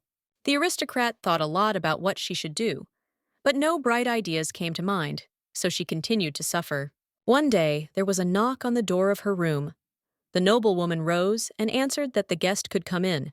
Mr. Seos stood at the threshold. He greeted the girl kindly and asked permission to enter, to which he immediately received consent. The family friend apologized for visiting the Marquis's daughter without warning, but the eldest daughter hadn't been in contact with anyone lately, so she was happy with any visit. Their dialogue took place over a cup of tea, which was soon brought by the maid at the direction of the young mistress. Seos said that he had heard strange rumors about her negative ability, and he had come to inquire how the girl was coping with these difficulties. The first daughter replied that she did not like being in such an atmosphere, but she was coping and trying to live on. Then the guest asked what Letitia herself thought about the legend that had spread. The girl put the cup on the table and asked again what Mr. Seos really wanted to ask, to which the man replied that he was interested in whether the Marquis's daughter herself considered these rumors to be true. Heiress Leroy closed her eyes because she was already tired of making excuses to others, after which Letitia put her hand to her chest and said that she was firmly convinced that she had no evil ability to bring grief and misfortune to people, and all these rumors were complete fiction. The family friend looked closely at the noblewoman, and it seemed to him that she was speaking the truth from the bottom of her heart. The girl looked into Mr. Seos's calm eyes with some hope, and counted, if not on help, then at least on psychological support. The guest looked at the girl's clear and bright gaze, and sincerely wanted to help her, although he didn't yet know how. The man then took a sip from his cup and added that he also considered the legend of the ability to bring misfortune to be absurd and dangerous nonsense. After which, Mr. Seos closed his eyes and said that firstly, it was necessary to restore the reputation of the heiress Leroy and dispel the cruel myth, and secondly, to find her true gift. Letitia thanked the family friend for his support, and the man said that he enjoyed being with the girl, but he preferred fresh air, and therefore advised her to spend more time outside. When the conversation came to an end, the guest said goodbye, and the noblewoman promised that she would follow his recommendation and would definitely leave her room. The Marquis's daughter was very pleased that in her immediate circle there was a person who not only was not afraid of her, but also tried to help her in every possible way. Letitia folded her arms across her chest and mentally thanked Seos for his intelligence, kindness, and care. Now she felt much lighter and calmer in her soul. Heiress Leroy stood in silence for a while longer, considering her next steps. Then the young noblewoman called her Faithful Mary and asked her to prepare clothes for the trip to the city. Driving along the busy streets, the girl looked out of the window of her carriage and was happy about this walk because she really had been sitting for too long within the four walls of her room, which had become like a dungeon for her. Last time she stopped at the town square, but now she went to a completely different place where she visited quite rarely. It was the city library, a place where knowledge accumulated by many generations over hundreds of years was kept. Letitia decided that with the help of literature, she could find the answer to the question that had been tormenting her for a long time. What kind of ability did she have? The day was already drawing to a close. The girl had looked through a whole stack of all sorts of books, but had not yet made any progress in her search. The Marquis's daughter took the last book for the day and began to study its pages, but even here she could not find anything useful. As she left the library, Letitia thought that she should search as quickly as possible, because if her father found out about these rumors, he could easily kick his useless daughter out of the house. Suddenly, the girl saw a tall silhouette in front of her and looked up. She clearly did not expect to see here the man she had recently met. It was Enoch in his dress uniform. He was just walking past the building and stopped right in front of the steps that the Marquis's daughter was descending. The young people greeted each other joyfully, and the heiress Leroy noted that she had not seen the head of the Achilles clan for a long time, and she was interested in how he was doing. The guy replied that he was fine, and then Letitia asked where his relatives were, with whom he was in the city during their last meeting. Hearing that Lael and Jan stayed at home, the girl immediately became sad. The guy asked what happened and why she was so sad. Enoch looked closely into the clear eyes of his friend and noticed that today she looked somehow tired and anxious. And then the head of the Achilles clan added that the girl could share her sorrow with him to ease her soul. Letitia folded her arms across her chest, wondering what question she should ask. After which, the Marquis's daughter looked hopefully at the Duke's son and asked if he knew anything about the Leroy family, about its talents, and the inhuman abilities with which its representatives are endowed. Enoch replied that he knew about this family, that each of its members had some kind of gift, to which Letitia asked if he knew that she was deprived of abilities. Looking at the girl, the guy replied that there were indeed various rumors circulating around the city, but he did not attach any importance to them, because by trusting rumors, one could easily be mistaken. The noblewoman admitted that she was very worried about this, because all of her brothers and sisters had noticeable talents, but she still had not revealed herself, and this was ruining her whole life. Heiress Leroy added that there are many negative legends floating around her, and at first she did not believe them at all. But with each passing day, her faith is fading, and she is beginning to suspect that this is true. Enoch couldn't find anything to say in response to such words. He looked at his friend and thought about how hard it must be for her to live, and how he could help the unfortunate woman in such a situation. Seeing her friend's confusion, Letitia remarked that she still believed that she had some good gift, and was determined to find it and show the truth to those around her. The head of the Achilles clan felt sorry for the girl, because she was so sweet and friendly, helped others from the bottom of her heart. But inside, she was full of pain and suffering. Enoch admitted that he could not boast of much knowledge about her family, but the people believed that the Leroy family name received its gifts from God for sincere prayer. The young man then said that the Almighty could not have endowed members of a godly family with something bad. That would have been strange and illogical. Therefore, the Duke's heir never believed stupid rumors, and he was sorry that such a pure and open person as the Marquis's first daughter suffered because of someone's frivolous gossip. Letitia was very touched by Enoch's words, because they strengthened her belief in her own innocence, and also gave her the strength to live and fight on, after which the girl threw herself into the boy's arms. During another tea party at Leroy's house, where on the table, in addition to cups, there was a delicious strawberry cake, a small dialogue took place. One of the interlocutors was Diana. She slowly sipped tea and tried to calm her sister, who still could not come to her senses after another meeting with Letitia. The flower mistress placed the cup on the table and said that Irene had nothing to worry about. The second daughter raised her hand and declared that while she was in this house, her family could rest easy because her gift was to bring joy and good luck. But the girl could not relax. She was frightened by the thought that she could just walk around her house and meet her older sister, of whom she was very afraid. Then the little girl asked what their father thought about this, to which Diana replied that he was away and busy negotiating a new serious project and could not be distracted.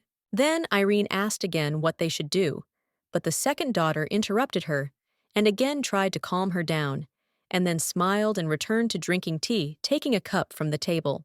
The flower mistress closed her eyes and said that Marquis Barrett would take care of this matter when he was free, she promised. But for now, the girl just had to listen to her. After thinking for a while, the little girl asked another question that also interested her, namely what would happen to Letitia after her father found out about her curse. Diana put her cup down on the saucer and replied that she didn't know what decision their father would make. But then she dreamily assumed that the head of the family would either lock the first daughter in the room without the right to leave it, or would show her the door and deprive her of the family's protection. And somewhere in the city, at that very time, on the steps of the library, an innocent girl surrounded by evil rumors was quietly crying. The Duke's son leaned over Letitia and decided that Marquis Barrett was a very cruel man, since he allowed people to treat his own child in such a way. Then Enoch reached into his inside pocket and added that he wanted to give her an object that had long been his talisman and amulet, bringing good luck and unprecedented success. The noblewoman became embarrassed and blushed.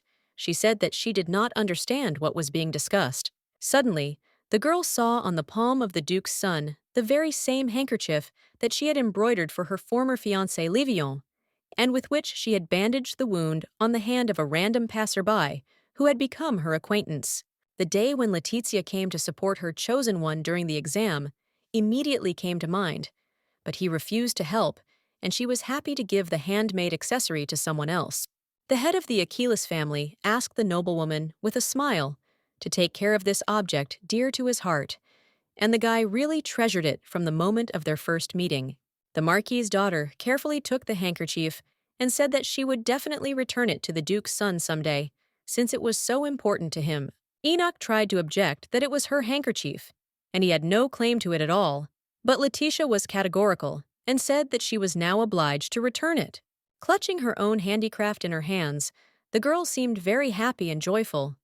The lady literally glowed with positive emotions that overwhelmed hers. The Duke's son was pleased to think that it was precisely his action that was the source of such a sharp change in the girl's mood. So the guy smiled sweetly and agreed to return the scarf. But the noblewoman did not stop there. She said that she felt like a debtor to the Achilles family. Enoch looked at his friend in bewilderment and asked her to explain these words. Then the aristocrat said that she was constantly taking something from him and giving nothing in return. The guy smiled and replied that he knew what to ask Letitia for. Then the Duke's heir said that he would like to see the girl at his test for the title of knight, in his opinion. Her presence would serve as the best talisman for good luck for him. The Marquise's daughter replied that she would be very happy to attend this event in order to support the head of the Achilles family. The young man smiled and promised that he would look forward to meeting Letitia again. The aristocrat looked at the guy, and she really liked him, because among all her acquaintances, there was no person who treated her as well as he did. Enoch saw the blush that appeared on the face of this sweet girl, and thanked fate for the fact that he had the chance to meet her on his life's path. The girl clutched the embroidered handkerchief in her hand and thought about the new feeling that grew stronger every time she and the Duke's son saw each other and talked, but she still didn't understand what it was. When Letitia returned to the mansion, heavy clouds hung over it, and there was no trace left of the previous good weather. Entering through the front door, the heiress Leroy caught her breath because she had had many impressions and emotions that day, and the mass of books she had looked through in the library also gave her a noticeable fatigue. Then the girl heard the steps of many feet. It turns out that several people had been waiting for her visit all this time. 3 people stood in front of her. Mr. Seos, Irene, and Xavier. Looking at the assembled group with an anxious look, Letitia asked what all this meant and why they were meeting her after a trip to the city. The girl was the first to speak up. She pointed her finger at her older sister and said that it was simply outrageous that the damned one was freely walking around the house, to which a family friend asked the child to calm down. The noblewoman took a step towards her brother and repeated her question that she did not understand what had happened and wanted to know why they had gathered here. Seeing his sister approaching, Xavier immediately panicked and shouted at her not to move. The Marquise's daughter looked at her brother with disappointment and said out loud that she was very sorry that false rumors had affected his mind and paralyzed his ability to think clearly. Seos calmly stepped forward and said that his brother and sister should leave him alone with Letitia as soon as possible, but they tried to object to the man. Noticing the resistance, the family friend did something he had never done before. He shouted loudly at the teenagers, which immediately sent them into a state of shock, and when they came to their senses, they immediately tried to quickly leave and literally ran out of the spacious room into the side corridor. Mr. Seo said that things were bad because rumors spread like wildfire quickly and irresistibly, and therefore there was no one left in the house who was not in the know. After which, the man noticed that the situation was getting worse every day, so the girl had to gather all the strength she had to face new difficulties. A family friend put his hand on the girl's shoulder and said that he could no longer cope on his own and would look for answers in the Tower of Magicians. But while he was there, Letitia should hold on and not give up. The noblewoman thanked Mr. Cios for his help and support, after which he left the Leroy family mansion, and the girl began new adventures. Letitia literally filled her room with all kinds of literature that, in her opinion, could shed light on her real abilities and protect her good name. Reviewing book after book, the Marquise's daughter tried to find at least some clue that would help unravel this complex knot and lead to the solution of her true gift. By reading various literature, the girl hoped to prove to those around her innocence, usefulness, and goodwill. Finally, the day of the ceremonial passing of the final exams for the title of knight arrived, and the townspeople began to gather in the large arena where a series of duels were to take place. Many participants were wearing commemorative talismans on their hands, golden braided threads. According to a long-standing tradition, girls gave such handmade amulets to their chosen ones to support them during their next test. In addition, wearing such a bracelet was considered honorable because the accessory indicated that someone supported, appreciated, and loved its owner. Letitia also came to the test not empty-handed. She tried to find her ex-fiancé Levion in the crowd to give him the bracelet that she herself wove for him. The Marquis's daughter walked around all the halls, but when she finally found the guy, it was too late to give him anything. Diana found him first, and they were talking animatedly about something. Letizia personally saw how her younger sister put her bracelet on her ex-fiancé's hand and wished him luck in the upcoming fights. And Levion stood so happy and contented, it was noticeable how the young people enjoyed each other's company. It was very unpleasant and even painful to watch this scene, but the noblewoman found the strength in herself and restrained her emotional outburst. After all, the heiress Leroy had woven a gold bracelet long ago when they were engaged, and now she was still thinking of giving it for good luck to the one for whom the item was originally created. It was unbearable to look at this picture, and Letitia hastened to move away from disturbing thoughts and her past. Having walked only a few steps, the noblewoman literally ran into a man who was looking for her. It was the eldest son of Duke Achilles in person, dressed in a ceremonial uniform. He was a little surprised that they almost ran into an aristocrat again. It turns out that the guy had been looking for the Marquis's eldest daughter for so long that he had already lost all hope of seeing her before the battle, and decided that she had either forgotten or was unable to arrive at the ceremonial event. Letitia hastened to assure Enoch that she had no intention of missing this important day and had come to fulfill her promise. And suddenly, she noticed that he was not wearing a bracelet. The girl didn't even quite understand what happened next, but her hands themselves reached forward and handed the jewelry to the young man. The Duke's son was shocked by this gift because he did not even expect that someone would present him with such a valuable and symbolic souvenir. Letitia held in her open palm a gold bracelet that she had woven with her own hands for good luck during the exam, and said that she wanted to give it to Sir Achilles. The young man stood with his mouth open and looked at the accessory. He still could not recover from this unexpected and incredibly pleasant news for him. Finally, the guy came to his senses, took the souvenir, and put it on his hand. It fit him just right, and the girl noticed that her gift suited him very well. The Marquis's daughter folded her arms across her chest and said that she sincerely believed in the power of the bracelet, and that it would help its owner win even the most difficult duel. The day before this scene, some time ago, Levian stood in the large building where the exams were to be held and waited for Letitia. He hoped that she would still visit him, and when the candidate for knighthood was called out, he turned around with joy, but saw a completely different person. It was Diana, who had fully joined in her father's plan and was now doing everything to replace her older sister as the young man's bride. The guy was upset because this meant that he would never see his ex-girlfriend before important tests, and she always came to support him, but the last time he pushed her away. Levian did not hide his feelings and directly asked the Marquis's middle daughter where Letitia was, which made the girl somewhat embarrassed. Heiress Leroy made a sad face and immediately lied on the spot, saying that her sister would not be able to come today and therefore sent Diana in her place. The knight candidate thanked the noblewoman for her support and was about to leave, but the girl grabbed his hand and asked him to stay. The Marquise's daughter smiled and said that she could not let the boy go without a gift, and then showed a bracelet made of gold thread. The guy added that she shouldn't have given him such a serious accessory, but the girl gently insisted and began to put it on Levion's hand. The young man was pleased that he was given a souvenir, and he smiled while the heiress Leroy added that she would take care of the boy instead of her older sister, who was unable to do so. Then Diana smiled and added that she would support the guy in his trials. Suddenly, the girl saw that her chosen one had suddenly become very serious, was not listening to her at all, and was looking in a completely different direction. The Marquise's daughter called out to Levion, but he did not respond or even turn around, but only continued to watch someone attentively.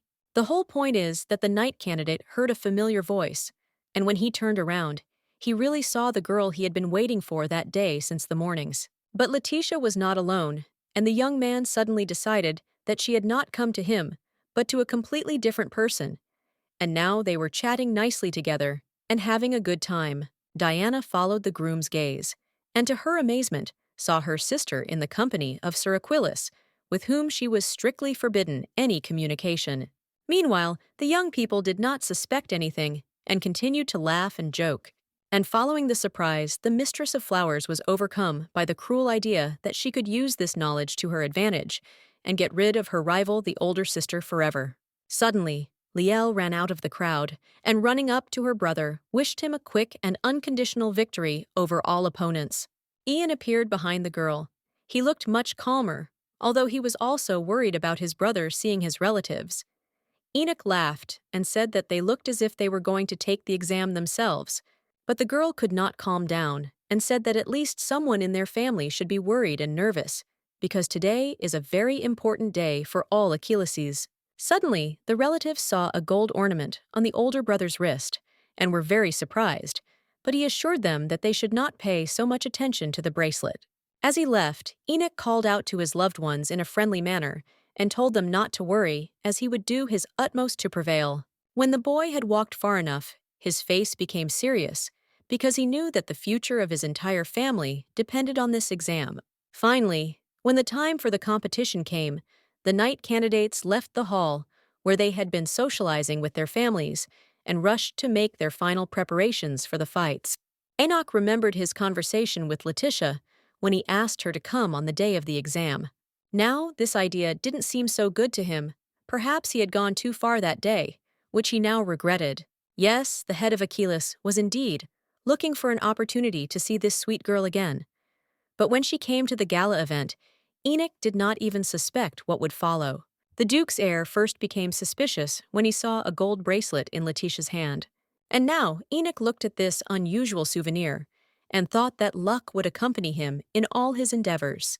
The knight candidate lightly squeezed the yellow metal in his palm and felt himself filled with unprecedented strength and self-confidence. The next day, the Leroy family home was still sparkling with cleanliness and order, and the green hedges in front of the mansion gave it a sophisticated and stylish look. Letitia walked and thought about the many strange, inexplicable events happening in her life. Suddenly, the girl was called by a familiar voice, which she did not expect to hear within the walls of her own home. It was Levaillant, her ex-fiancé, who suddenly arrived and then offered to have tea and chat with him. This was a surprise for the Marquis's daughter, but she immediately agreed and headed to the guest room following the young man. When cutlery, a hot teapot, and sweet cakes were placed on the table, the young people sat down opposite each other and began to talk. Letitia had interacted with Levion many times at the dinner table, but this time it was different. She felt awkward, constrained, and embarrassed. The ex-fiancé looked intently at the girl and asked if she wanted to tell him something, to which the noblewoman replied that she did not understand what was being discussed. The guy shook his head reproachfully and said that she shouldn't pretend, because he knew everything, and then he added that it was not right to send his sister Diana and convey through her that she would not be able to come to the ceremony, while at the same time she was having fun in the company of another gentleman. Levion then added that the engagement was not officially broken yet, and her behavior cast a shadow not only on the Leroy family, but also on his own line of Marquis Elamai. The older sister lowered her eyes and blushed. She felt uncomfortable because she felt that she was to blame for what happened, so she did not make excuses and did not even say that Diana lied. The guy reminded her that just recently he had asked her to make an effort to find her gift and spend all her free time on it. But Letitia was barely listening to her interlocutor. She was recalling in great detail her recent meeting with Enoch. Levion noticed that his words did not offend the aristocrat and clenched his fist on which rested the bracelet given to him by the middle daughter of the Marquis Barrett. Then the young man simply fell silent and continued to watch the girl sitting at the other end of the table. At some point, the guest transferred his irritation from Letitia to Enoch Aquilas and promised himself that when he had the opportunity, he would cruelly punish this man. Levian looked out the window and added that she should put as much effort as possible into finding her gift in order to finally solve the main problem of her whole life. The girl replied that she did not know how to do this. She tried and tried, but it did not work. And if the son of the Marquis of Alem knew a way, let him share it with her. After which, Letitia added with a break in her voice that the guy couldn't even imagine how hard it was for her to live with such a burden and the weight of responsibility for the whole family. Levian replied that he understood her difficult situation, but still believed that she should use every free minute of time to work on herself in search of a gift. The Marquis's daughter literally exploded upon hearing these words and reproached the guy for the fact that he, like many others, only blames her and forces her to take action while he himself does not want to help at all. To this, the son of the Marquis of Elam noted that she should deal with this issue on her own, and he did not know what exactly she needed to do. Letitia put her hand to her chest and literally screamed that the other person had no idea how much effort she was putting into finding her ability. But the guy did not want to listen and understand what she wanted to tell him, and so the girl, helpless, put her hands on the table. Levian then added that he no longer wanted to continue this conversation because it was very difficult for him to be with the Marquis's first daughter. Letitia realized that the words were meaningless and therefore advised the young man to leave her house immediately, after which the guest stood up and went to the door. The ex-fiancé turned around at the door but couldn't find anything to say, and so he simply left the room, his face reflecting sadness and sorrow. The noblewoman looked long at this man, for whom she had recently felt so many warm and pleasant feelings, but now everything had changed. The older sister felt that, under the pressure of circumstances, she was beginning to change, becoming more aggressive and irritable, and she did not like it. After thinking for a while, Letitia decided that the best solution would be a walk in the fresh air, where it would be easier to breathe and more comfortable to think. However, it was not an easy and carefree walk, because Diana came out to meet the girl and she had her own plans. The middle sister looked intently at her relative, and in her gaze one could sense the threat and inevitability of trouble. The aristocrat already understood that her situation would only get worse after this conversation, but she was tired of being afraid, and so she continued to move forward. The mistress of flowers reproached Letitia for walking around the house in an untidy and unkempt appearance, which disgraced not only herself, but their entire family. In the opinion of the second daughter, her sister should immediately return to her home and remain there until her appearance corresponded to the greatness of the Leroy family. The noblewoman bowed her head, ready for a verbal altercation, and said that she did not understand what was being discussed, and suggested that the offender express herself more clearly and specifically. Diana reached for the decoration on Letitia's head and tried to tear it off, saying that this cheap and ugly thing should be in the trash can. Then the girl pushed her sister's hand away and demanded that she not touch her. The flower mistress paused for a moment and even retreated, but only to launch a new attack. The older sister raised her voice and again protested against her interlocutor touching her jewelry. But Diana acted aggressively. She quickly reached out, grabbed the ribbon that tied Letitia's hair, and then pulled it sharply towards herself. This act shocked the Marquis's first daughter, because up until that moment, she had of course been offended and insulted, but it had never come to violence. The wardrobe item that so outraged the noblewoman appeared in the first daughter's collection for a reason. A few days ago, Mary came to her mistress and gave her a small flat box with a bow, saying that she wanted to somehow thank the lady for her kindness. The maid said that she managed to sell the jewelry that Letitia gave and buy expensive medicine, and now her brother is quickly recovering. The maid tied a bow in her mistress's hair and added that she would like to give her more, but for now she could only give her this modest souvenir. And when Diana tore the decoration from Letitia's head, the ribbon fell onto the slabs of the garden path and remained there. The unfortunate girl tried to bend down to quickly pick up Mary's gift from the ground before it got too dirty. But the next moment, the flower mistress stepped on the edge of the ribbon and added that she did not want to throw the accessory on the ground. It happened by accident because her sister resisted. Letitia was almost speechless from such impudence, but she immediately came to her senses and demanded that her relative apologize. Diana crossed her arms over her chest and replied that she wouldn't even think about it because it all happened by accident. Here, the eldest daughter felt the last remnants of patience leave her body. The aristocrat grabbed the flower mistress by the hair and began to torment her, saying that she would not let her go until she apologized to her for her rude behavior. The fight between the sisters ended only when they heard their father's sharp voice ordering them to stop immediately and come to their senses. The girls immediately began vying with each other to tell Marquis Barrett who had started the fight, and they both ended up accusing each other of creating the conflict. The head of the family, Leroy, rudely interrupted their argument and immediately took the side of the middle daughter, blaming Letitia for everything and saying that she had no right to quarrel with her younger sister. The aristocrat was not surprised by this action of her father. She had already become accustomed to the fact that he openly expressed his hostility towards her and did not hesitate to offend her. Then Diana threw herself into her parents' arms and began to cry on his shoulder, and the man began to sympathetically stroke his daughter's head and say that now everything would be fine because he would be able to protect her. It was very painful for Letitia to watch this picture, but she could do nothing about it and only felt her insignificance in this family of great and cruel people. Levion suddenly appeared. He approached his ex-fiancée and asked what happened here, but the girl just shook her head and replied that he shouldn't worry about it.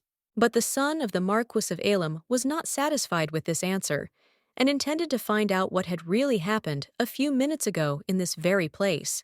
In a breaking voice, the girl repeated that it was absolutely unimportant and there was no point in talking about it. But the guy insisted he wanted to know why the sisters fought. Then Letitia gave in and answered that Diana didn't like the ribbon in her hair, and she tore it off her head and then trampled it. The girl continued to clutch the decoration in her hand, while Levion thought about what he had heard. Finally, the young man touched his hair and declared that it was very strange and unreasonable to make such a scandal over some ribbon. Letitia asked the guy to explain what exactly he meant. Then the son of the Marquis of Elam added that he was ready to buy her 100 of any ribbons she wanted if she agreed to make peace with her sister and settle this minor disagreement. The girl responded angrily that some things cannot be bought or sold, they can only be earned, and what is important to her is not the ribbon itself, but other people's attitude towards it. Levion looked at his ex-fiancée in surprise and said that he did not understand what she was talking about and repeated that it was not worth starting such a serious conflict over trifles. Letitia noted that for him, this ribbon may be the most ordinary and unremarkable, but for her it is an expensive and valuable thing that cannot be treated like that. The noblewoman lowered her voice, raised her hand with the ribbon up, and put the other to her chest, and said that this was an important gift that she treasured very much, which is why she was reacting so emotionally. But the young man did not hear her. He only repeated that he could give her many, many different ribbons just to settle the conflict. Then the heiress Leroy asked if he really thought he could give her a ribbon that she would like more than this one. Levion couldn't find anything to say in response, but only looked with regret at the girl he wanted to help, but didn't understand how to do it. Realizing that she would not be able to find understanding from this man, Letitia said that she did not need anything from him, turned around and walked away. Meanwhile, evening had come. The sun had set behind the horizon, gradually enveloping the Leroy family mansion in twilight. The ex-groom stood in the middle of the luxurious garden and reproached himself for not being able to talk normally with his bride because their status had not yet been officially determined. And while the guy was tensely thinking about what he had done wrong and how he could get out of this situation, he was called out. It was Marquis Barrett who approached the young man and asked if he planned to leave right away, or if he wanted to stay a little longer to talk. Elam's son replied that the day was drawing to a close, so he intended to go home as soon as possible. Before finally leaving the Leroy estate, Levion thought that it was strange. Why did the head of the family want to talk to him if he initiated the dissolution of the engagement? And while the carriage quickly carried the young aristocrat home, he kept thinking about what these incomprehensible events that were constantly happening around him could mean. The young man did not look out the carriage window at all, but concentrated on the thought that his bride, who had already begun to behave like an ex-girlfriend, should open the gift as soon as possible in order to save their union. Suddenly, Levion remembered a long-forgotten picture from the past when he could not awaken his own talent. And then Letitia came up and offered to try one remedy. The guy did everything as the girl advised him, and literally, immediately, not only felt the power unfold, but even saw how his blade began to glow with a cold radiance. This memory made the son of Marquis Elam think hard, because it turns out that the heiress of Leroy was able to easily awaken his own talent. Meanwhile, Diana tried unsuccessfully to fix her damaged hairstyle and was very angry that she could not restore her previous harmonious appearance. The flower mistress became more and more irritated with each passing minute and blamed her older sister for everything, calling her bad words. But what most outraged the second daughter was the fact that this scene took place in front of her future groom, the son of the Marquis of Elam, and he approached Letitia, not her. A new day had dawned at the Leroy estate, and the house servants were going about their usual work. Mary stood behind her older sister and cried because of what had happened to her mistress's face and hands. There was literally no living place on them. The heiress of the family tried to tell about what happened in detail, but immediately realized that then she would have to tell the servant the truth, that Diana did not like her gift, and she did not want to do this. The maid looked so frightened and upset that Letitia did not dare to tell her what had happened to her ribbon, and only said that she should not worry about it. Mary approached her mistress and hugged her by the shoulders, and then promised that she would always be there in difficult times, and that the noblewoman could rely on her at any moment. The maid then added that she of course had no title and was born into a simple family, but she was always ready to hug, hold her hand, and morally encourage her mistress. After these words, Letitia felt much better, and she even agreed to go to the garden to drink tea there on the territory of the gazebo. The other maids who saw the older sister leave the house were very unhappy that the heiress Leroy allowed herself to leave her room. They were panicky, afraid even of her gaze. Diana was walking by.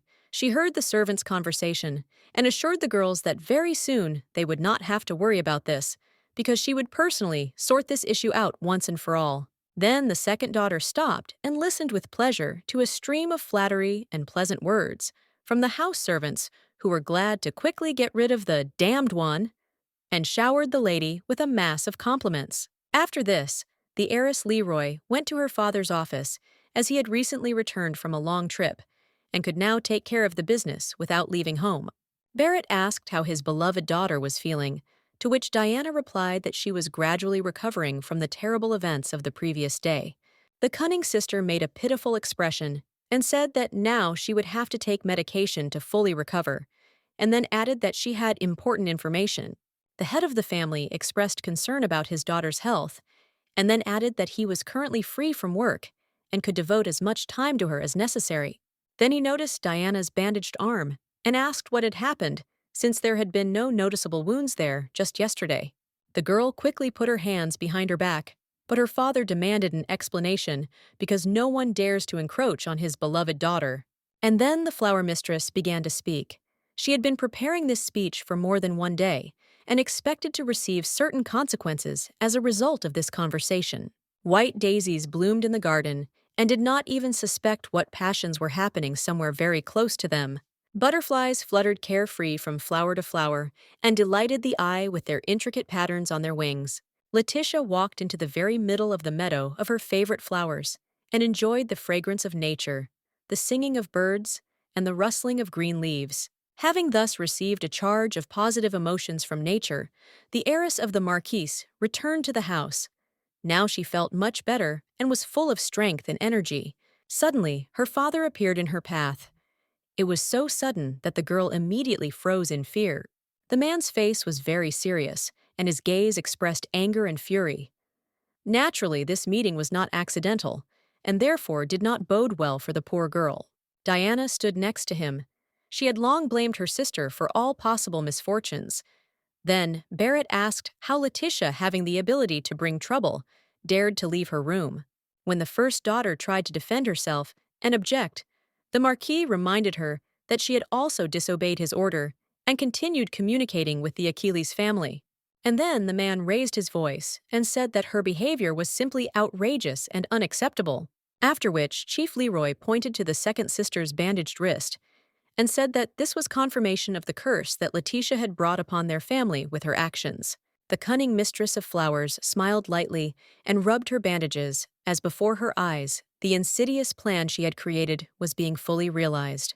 The Marquis continued to put pressure on and blame his own daughter for misfortunes, troubles, and any problems, and then added that if things continued like this, the girl would completely destroy their family.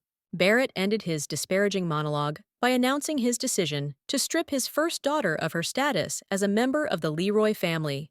The unfortunate noblewoman looked in horror at her father, who had just abandoned her. She had no idea that such a nightmare could happen to her. The Marquis added that from now on, she no longer has any connection to their family. Thus he hopes to save their ancient family name from its curse. Letitia tried to talk to her father, but he didn't even want to listen to her, and silently turned around and walked away. The rootless aristocrat stood in the middle of the corridor and watched her former relatives, who had treated her so cruelly and inhumanely, slowly walk away. After some time, Irene went to see Deanna to find out about her health. Everyone was worried about an unknown injury on the second daughter's hand. However, the flower mistress assured her younger sister that she was completely fine and immediately unwound the strips of white cloth, showing that her hand was completely healthy and there were no wounds there. The rogue smiled and added that there was no damage there at all, and the bandages were just an important part of the performance that she masterfully played out in front of her father. To finally turn the parent against his first daughter, the aristocrat told him that she had hit her hand after Letizia had wished her to suffer and feel pain. Diana showed Barrett her bandaged hand and added that her sister was not there at that moment, but after this evil wish she soon tripped and got injured. Then the flower mistress made a pitiful expression and added that this could of course be an accident, but she understood that her father would take this information unambiguously. For a while, the insidious girl was silent, considering the possible consequences of Letitia's expulsion. And then she added that she was proud of her plan because thanks to it, their family finally got rid of such a walking misfortune as their first daughter. After which, the girl laughed loudly with joy that her plan had worked out so well. Meanwhile, a painting suddenly fell from the wall in the Marquise's office and fell to the floor with the frame and glass shattering into pieces. Marquis Barrett was very surprised because he had abandoned his daughter, so why did her curse continue to work after she lost her status as Leroy's heir? At this time, Letitia was walking quickly along a forest path. She ran away from home immediately after the humiliation that her relatives had inflicted on her. The hair on the desperate girl's head was disheveled, but she did not pay attention to it, because in her chest there was only one thought: to leave the possessions of another family as soon as possible. At some point, the unfortunate woman caught on a lying branch, tripped, and fell. She felt the strength leaving her body, unable to resist the circumstances. Letitia took only one item from home with her: an embroidered handkerchief that she had made with her own hands. She had nothing else. Then the former heiress of the Marquis remembered Sir Enoch, who called this accessory his talisman, bringing good luck and success. The guy spoke quite sincerely when he gave the handcrafted item back to its creator. During their last meeting, the Duke's son asked them to take care of the handkerchief because it was important and dear to him. This piece of fabric, decorated with a green pattern, may have looked like an ordinary rag, but one person put his time and effort into it, and another, emotions and hopes. Letitia looked at the accessory, and tears appeared in her eyes, and a heavy lump rose in her throat. And then the girl knelt down, pressed the talisman to her chest, and began to pray to God, asking him for protection, patronage, and wise advice, because she did not know at all what to do next. As a response, literally, a few seconds later, streams of pouring rain fell from the sky onto the girl's head, because the Almighty often speaks to us in the language of life's circumstances. Letitia felt a little embarrassed. She felt very cold, and she never expected to receive such a quick and such a strange answer to her request. Her first thought was to get up and immediately start looking for any shelter, but despondency gripped her body, and for some time the girl continued to kneel in the pouring rain. Then, the former daughter of the Marquise completely gave up because she didn't even know where she should go in such a situation. Suddenly, heavy footsteps were heard from somewhere. Apparently, a man was confidently walking along a forest path. Suddenly, a familiar voice called Letitia. By name, the homeless daughter turned around and froze in amazement because she clearly did not expect to see him here. It was the head of the Achilles clan, in person. The guy had an umbrella in his hand, and his face expressed genuine concern. Soon a full moon appeared in the sky, and the rain began to subside little by little, and the clouds began to disperse. Enoch decided that the girl had fallen, and asked her to get up immediately, but then he saw that she was soaking wet. The young man took her cold little hand with his warm big palm and helped her rise from the damp ground. Then the young man began to ask the girl about what had happened, but she said that everything was fine, although her face was wet not only from the rain, but also from bitter and salty tears. The guy added that it was impossible to walk down the street at such a late hour and in such weather, and then offered to walk her home to the Leroy family mansion. Letitia replied that she was grateful to Enoch for his help, but she could not return there because it was now a foreign home and a foreign name to her. After which, the rootless aristocrat told her friend that her father had abandoned her and thrown her out of the family estate, and now she had nowhere to go and did not know what to do next. The girl lowered her eyes and thought that now she would surely lose her last friend because she was a nobody. And why would the Duke's son communicate with a man deprived of his noble title? Enoch looked at the Marquis's former daughter with a long and attentive gaze. He understood that such a blow was really hard to bear. After this, Enoch invited Letitia to go to his home to the Achilles family mansion, where she was always welcome. The girl could not believe this joy, and so she asked again if the guy was really inviting her to his place, to which Enoch replied that he did not know a better place where she could dry out and warm up. But the lowly noblewoman repeated the question, for it seemed incredible to her that the aristocrat's opinion of her had not worsened after he learned that she had lost her status. The Duke's son laughed and assured Letitia that not only he would be glad to see her, but also his brother Jan and sister Leal, for they had become so attached to her during the rare meetings they had. When they arrived at Achilles' estate, the gates were welcomingly open, and the girl thought that now her whole life depended on one noble and honest man. The rain had picked up again and was now pouring down in buckets, but it didn't matter because the former daughter of the Marquise was now in a warm and dry room under the protection of good Sir Enoch. The Duke's son escorted the lowly noblewoman to her new room and told her that she could make herself comfortable there. The girl thanked her savior and said that she did not know how she could repay the Achilles family for their kindness. The guy replied that good people need help, especially if they are in trouble, and added that Letitia could not just spend the night there, but stay for an indefinite period. The former Leroy noted that if she stayed, she would become a burden to the hospitable people, but Enoch politely asked the girl to calm down and focus on drying off and resting. Before leaving, the young man smiled affably and wished his guest good night and peaceful dreams. Letitia blushed and also wished her savior good night, and then thought how lucky she was to have met this incredibly compassionate man on her path. But then a deep sadness came over the face of the lowly noblewoman, because she began to think that she would create trouble and an additional burden for the poor family of Achilles. After all, they know her so little, but they surrounded her with love and care, like a close and dear person. How can Leroy's ex repay them? And if earlier Letitia was burdened with the hostility and cruelty of her own family, now she was burdened with the burden of an unpaid debt in which she found herself having become a guest in a new house. The next day, a meeting of the heads of the Leroy and Elam families took place at the Marquis' mansion, where Levion learned that his ex-fiancée had been struck off the family list and left the estate. The former father of the first daughter coldly noted that he had no other choice, but the guy began to insist that it was impossible to do this and asked where the girl was now. And when the young man heard that Barrett had no idea where Letitia had gone, he shouted at the man, which caused a negative reaction from the head of the family. Levion eventually threw open the door and hurriedly left the family gathering, going in search of his former fiancée, who had been stripped of her status. Marquis Alem calmly commented on his son's actions, adding that over these many years, the boy and the girl have become very close and have become like a real family, which is why the boy is so worried.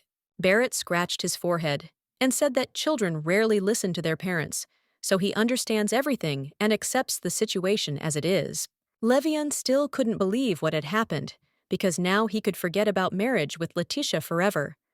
But what outraged him most was the attitude of her own father, who had abandoned his daughter. Over and over again, the guy replayed in his head their last conversation when the sisters fought over a hair accessory, and then she clearly tried to explain something to him. The young man did not fully understand what exactly the former noblewoman wanted to convey to him, but he saw that the subject of the dispute was of considerable value to her. Levion didn't know how hard it was for Letitia in her home, but he wasn't stupid or blind, so he began to suspect something. And the guy also felt that he was already starting to miss her, because now they definitely wouldn't be able to spend time together like before. And he had planned to see her again, because he had promised to buy her the tape. And then he remembered again that Marquis Barrett had crossed his daughter out of the family tree, and this thought made his fist clench, because it was a very cruel punishment, and yet she had done nothing wrong. Before the head of the Elam family left the Leroy mansion, he agreed with Barrett that he would talk to his son about replacing Letitia with Diana in their marriage.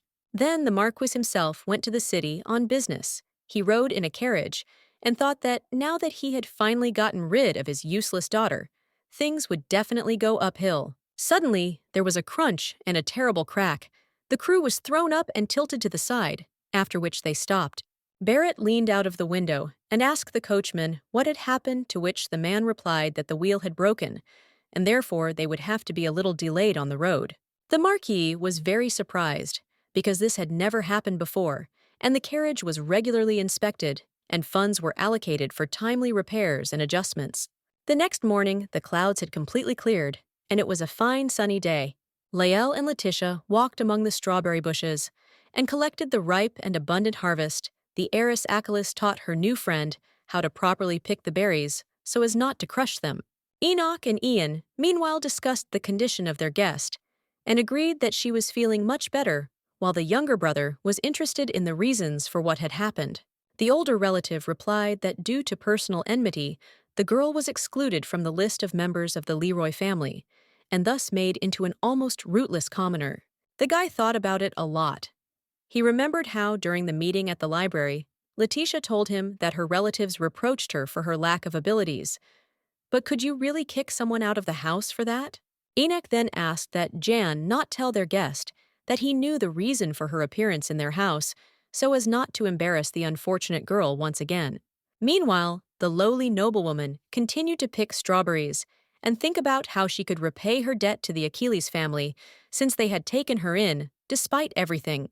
The only thing that has come to the mind of the former daughter of the Marquis so far is to provide maximum assistance around the house and be an extremely useful person around the house. After harvesting, the girl went to the kitchen and made delicious cookies, and then decided that she would do other work. Having found a broom in the closet, Letitia began to restore order and cleanliness in all the rooms of the mansion. Then, after the dry cleaning, the wet and homeless aristocrat thoroughly washed the floors in the huge house, which was not at all easy. Finally, the former daughter of the Marquis Leroy wiped the dust off all surfaces and objects until they sparkled, so that Achilles' estate was literally transformed in the space of one day. While cleaning, the young worker paid special attention to hard-to-reach places under chairs, tables, and other objects that usually interfere with sweeping and washing the floor. So when Enoch returned home, he was somewhat taken aback by how clean and tidy his home had become. The young man just happened to catch the girl during the final cleaning of one of the doors, and in surprise addressed her by name. The Duke's son remarked that she did not need to exert herself so much with physical exertion, but the girl sadly replied that she could not do otherwise because she felt obliged. Enoch asked how she felt in her new place, because he was worried about her mental state. And then the owner of the house added that he invited her to his place so that Letitia could rest and regain her strength, and not at all so that she would exhaust herself with simple physical labor. Continuing to clutch the dust rag, the girl admitted that she was fine, but she felt uneasy because she was burdened by her debt to the Achilles family for sheltering her.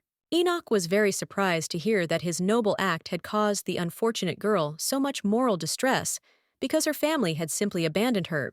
The lowly noblewoman admitted that it is very difficult for her to accept kindness and sincere help because she immediately begins to feel that she is obliged to repay for it.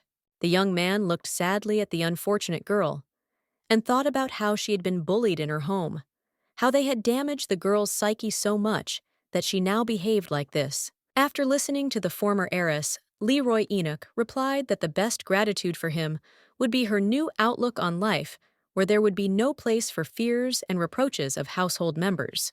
Letitia looked at her savior with hope, and he added that he would never, under any circumstances, dare to kick her out of this house so she could live here in peace. The owner then added that he did not like the idea of establishing any debt relationship between them, as he considered it a bad basis for friendship.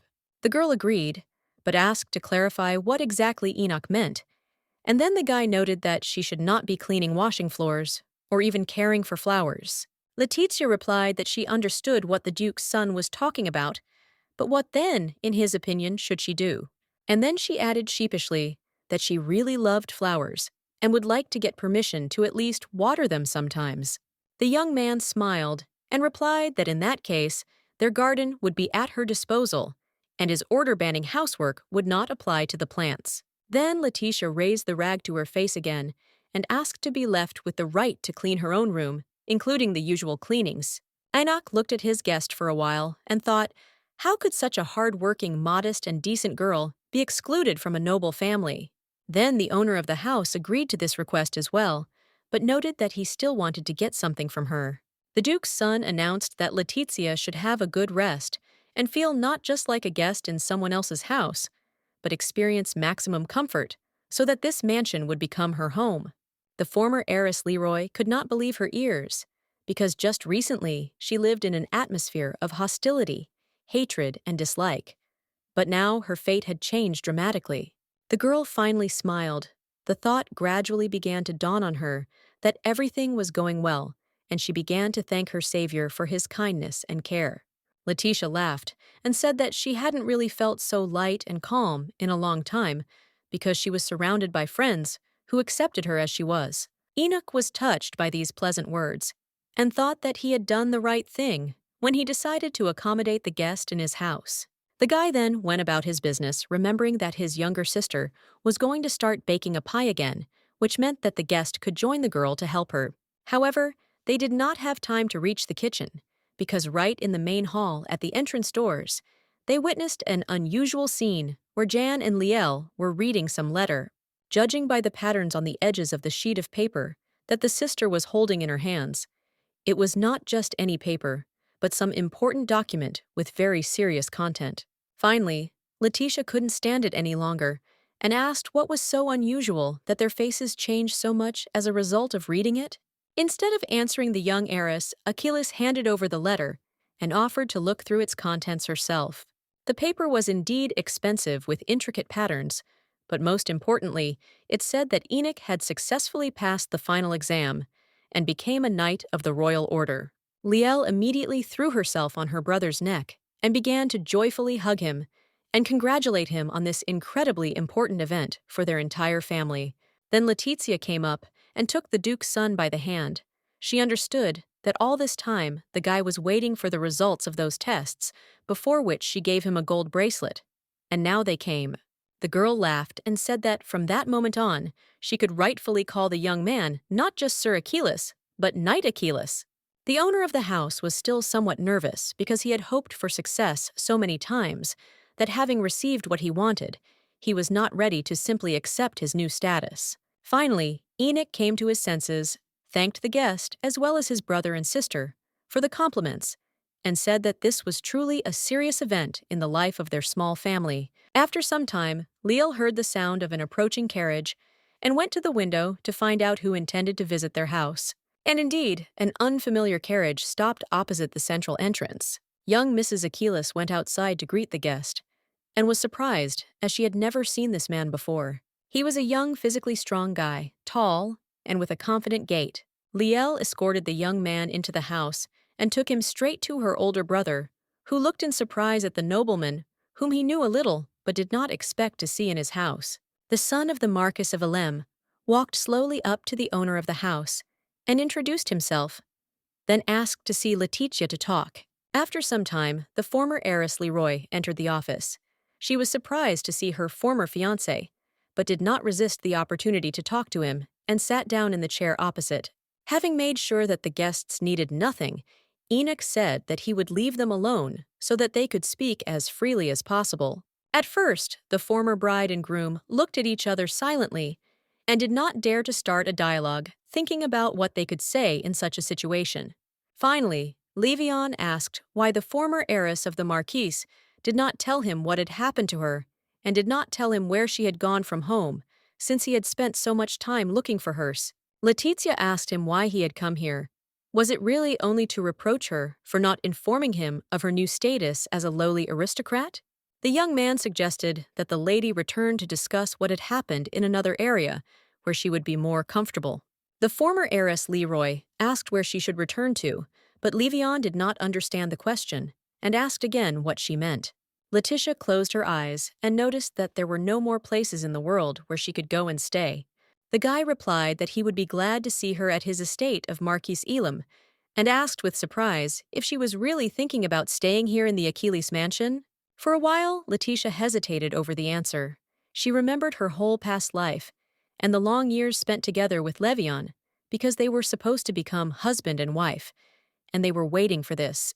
But then the former heiress Leroy remembered the coldness with which her failed fiancé perceived her pain and suffering, and so she made a final decision and announced that she intended to stay. The young man was very surprised by this choice, because it seemed to him that he was the only one in the world who was ready to accept his former chosen one, deprived of her noble title and surname. Levion tried to put pressure on the girl, reminding her that he was her fiancé, but she immediately rejected all his attempts to control her behavior, saying that now she decides for herself where and with whom she will live. Faced with such strong resistance, the young man became upset and said that in that case he could no longer help her and was going to leave the house. Meanwhile, the Achilles family watched this unexpected conversation from a respectful distance. They did not hear what the guy was talking about with the girl, but they understood that he wanted to take her with him. Enoch told his family that Letitia and Levion had been officially engaged for many years. But after being expelled from the family and deprived of their last name, this union had very little chance of success. Jan asked his elder brother what they should do if this aristocrat wanted to take the girl away with him, to which the owner of the house did not know what to answer. The Marquise's son left the office in proud solitude, and then he headed towards the exit of the mansion. Halfway along the way, they met Enoch and came very close to each other at arm's length. The owner of the house looked intently and confidently. He saw that the guy Letitia was supposed to marry was leaving alone, which meant that she had decided to stay. Levion also examined his rival. He thought that his bride, although a former one in a difficult moment, preferred to take refuge in the estate of Achilles, and did not turn to the son of the Marquise for help. For a while the boys looked at each other in silence, and then simply went their separate ways. Leo looked after the departing guest and shook her fist.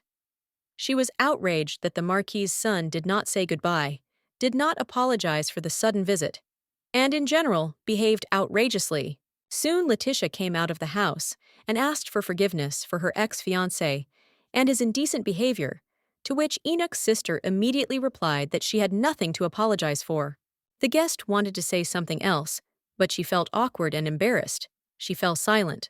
Suddenly, John approached Leal and literally dragged his sister away to pick strawberries.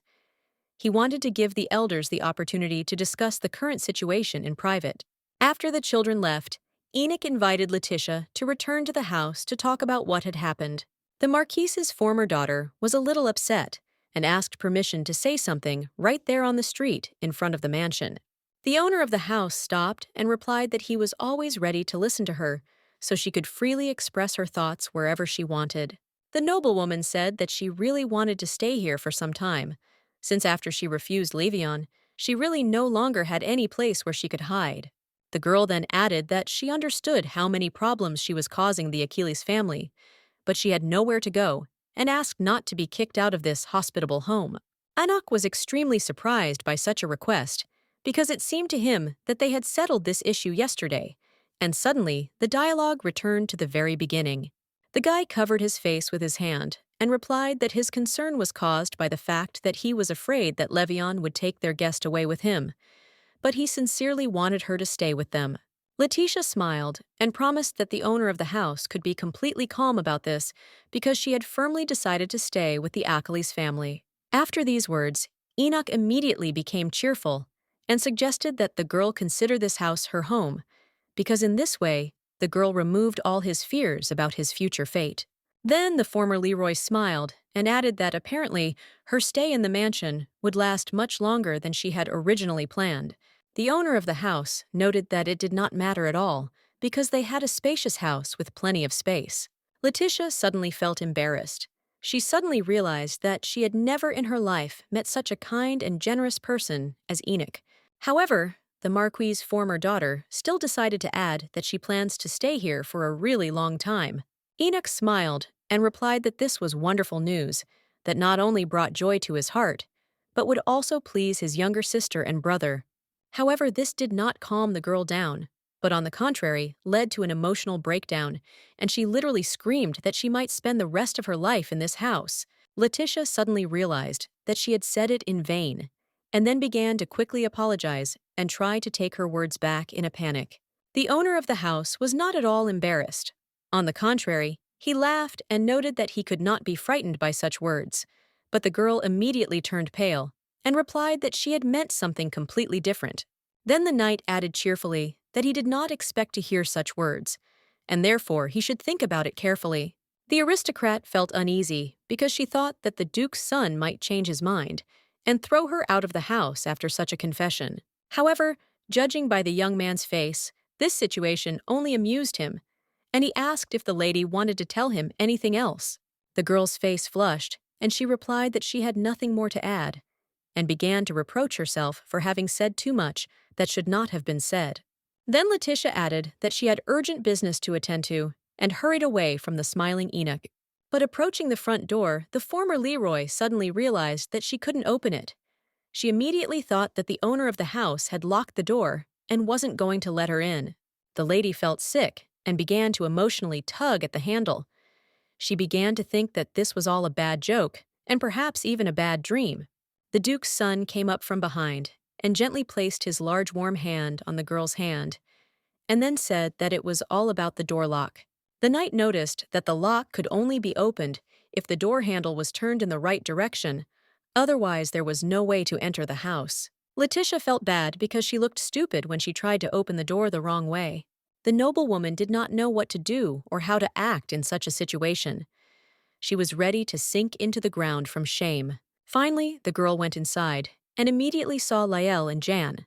They said that they were very worried about their guest and were afraid that she would leave with Levion.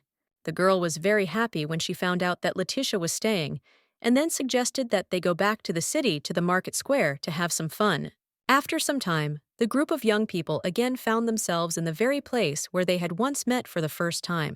Liel handed her friend a coin and suggested that they try their luck, just like they did the first time. The former daughter of the Marquis sadly replied that she was afraid of losing, but Liel continued to insist, saying that she had to overcome her fear and just try. Finally, Letitia agreed and paid the owner of the attraction, then received a projectile to throw at the target, after which she prepared to throw. The dart flew in the right direction, but it hit quite far from the center of the circle. The aristocrat was very upset and began to say that she was sure of her failure, to which Liel replied with a smile that it was a good result because she got so close to the goal. Letitia said that she would really like to help her new family by winning a sack of flour for them, but she just wasted the money. The dark-haired friend was very surprised by such a desire because they came here to have fun and not to get supplies for the kitchen. The noblewoman replied that she remembered the sincere delight on the children's faces when they won last time, and she really wanted to repeat it. Jan and Liel looked at each other in surprise. They clearly did not expect such a turn of events. And then the children laughed merrily, because they came here to fool around and get a boost of good mood. But Letitia was in no mood for laughter. She stood there sad and pale, trying to understand whether her friends were laughing at her or at the situation she had found herself in. John was the first to come to his senses. He replied that a bag of flour is of course a useful thing to have in the house, but their family is not starving, so for them it is more of an entertainment than a way to eat. The girl was clearly puzzled. She thought that food was more important to the Achilles than it actually was. Then, the guys went in search of new adventures, with Lyle leading the group and trying to find something fun and exciting around them. Letitia walked last and thought that they had come to have fun, but for some reason she felt very sad and melancholy. Suddenly, Leroy's ex saw a young guy in the crowd. He seemed very familiar to her, even from behind, and the young man was like two peas in a pod, with Emile, her ex-brother. The head of the Achilles family did not go with the company, despite the fact that the weather outside was beautiful, but stayed in the mansion to take care of some family matters. The knight began to work with the documents and began to read a letter in which a manager named Graham asked the owner's opinion about the possible closure of the operating mine. The young man remembered how his father once brought him straight to the mine, where prospectors were mining pink diamonds. The Duke promised little Enoch that one day this mine would make their family incredibly rich, but they would have to be patient and invest a serious amount of money into the development. However, instead of profit, the development brought only losses since the pink diamonds turned out to be not pure, but with a large number of inclusions of other substances, that is, everything was in vain. Many years have passed. Since then, workers have extracted a huge volume of rock from underground, but have not found any new minerals. So Enoch seriously considered selling this business. Suddenly, the owner of the estate heard the characteristic noise of wheels, which meant that guests would soon appear in the house. The Duke's son's hearing did not fail him. It was indeed a carriage that was quickly approaching the building. The carriage stopped right in front of a tall, long staircase covered with a red carpet. A recent acquaintance, whom Enoch had seen in the morning, came out of the carriage. It was Levion.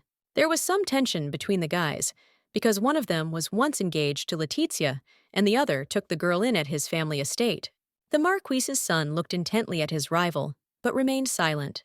The knight calmly withstood the guest's gaze, and calmly replied that if he had come to see his former fiancée, then she was not at home now. To which Levion noted that this time he had come for a completely different reason, and that he had an important matter concerning the head of the Achilles family personally. Enoch nodded affirmatively and suggested following him to a room more convenient for dialogue to discuss the details of this unexpected visit. Walking along the corridors of the mansion, the Marquise's son carefully examined the furnishings. He noticed that all the objects and decorations were quite old and had long since gone out of fashion.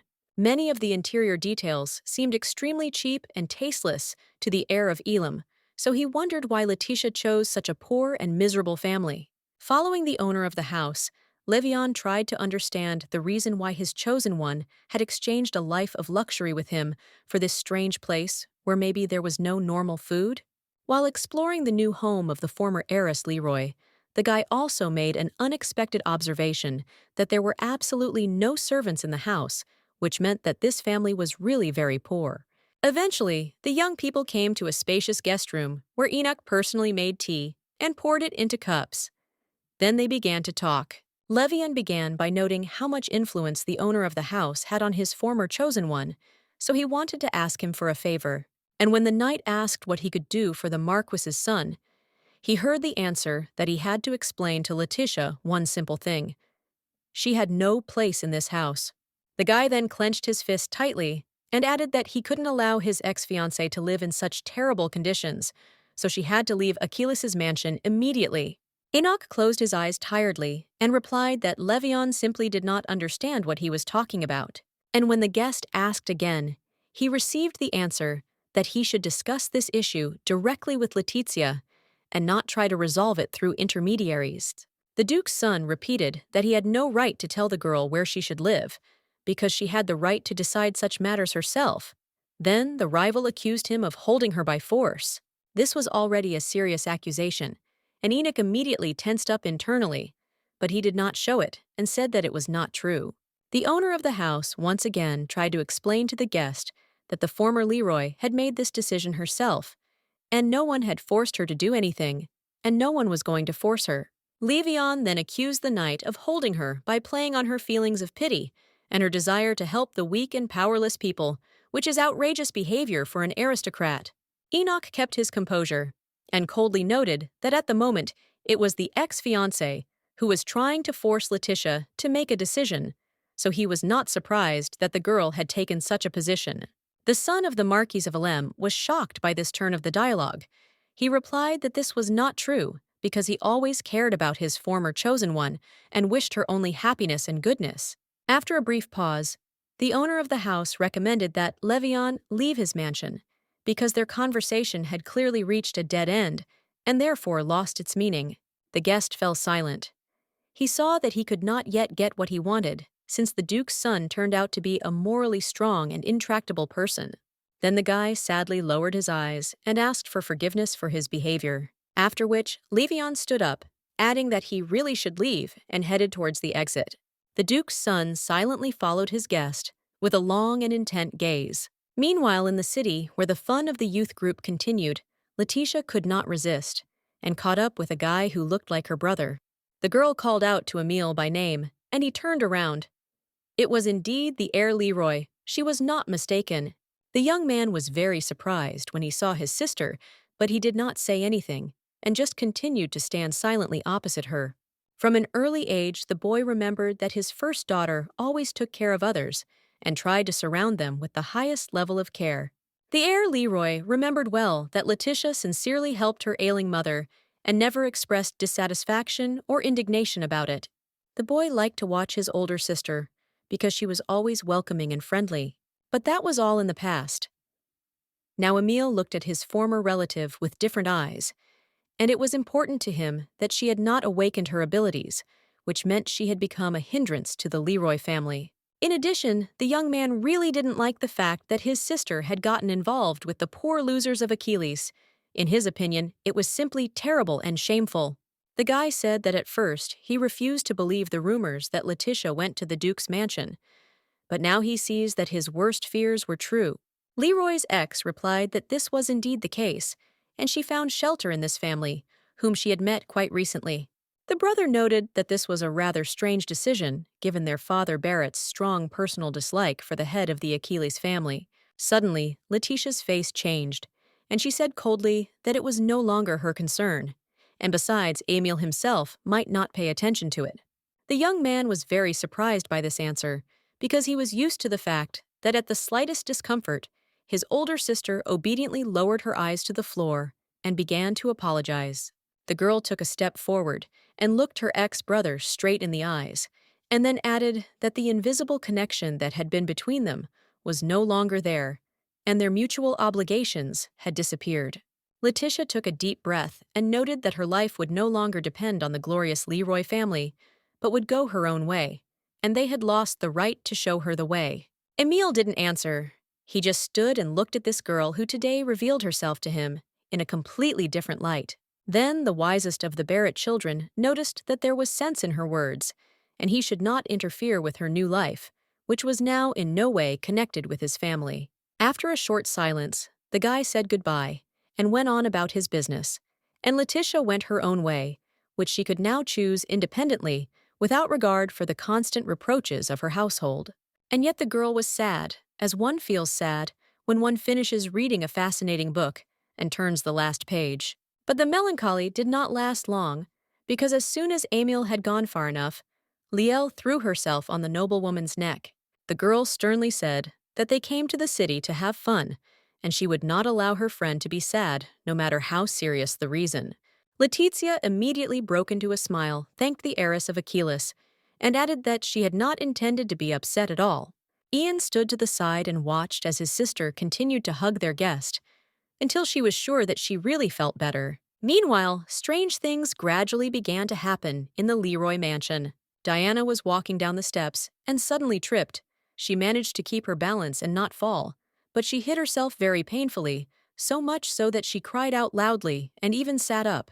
Xavier was nearby and immediately ran up to his sister, asking what had happened and how he could help her. The flower mistress showed her injured arm and noticed that she had dislocated her wrist, which she suddenly had to lean on to avoid falling down the stairs. The guy replied that she should take care of herself, especially that very hand that had recently been bandaged as a result of an injury received after Letitia's threats. Diana looked closely at her brother and remembered the performance she had put on in front of her father, so that he would kick his first daughter out of the house and deprive her of her family name. The girl quickly stood up, thanked him for his concern, and assured Xavier that she was already much better, and that the injury had disappeared without a trace, so everything would be fine with her. Finding herself alone with herself, the flower mistress thought that this bad luck was just an accident, rare but quite real.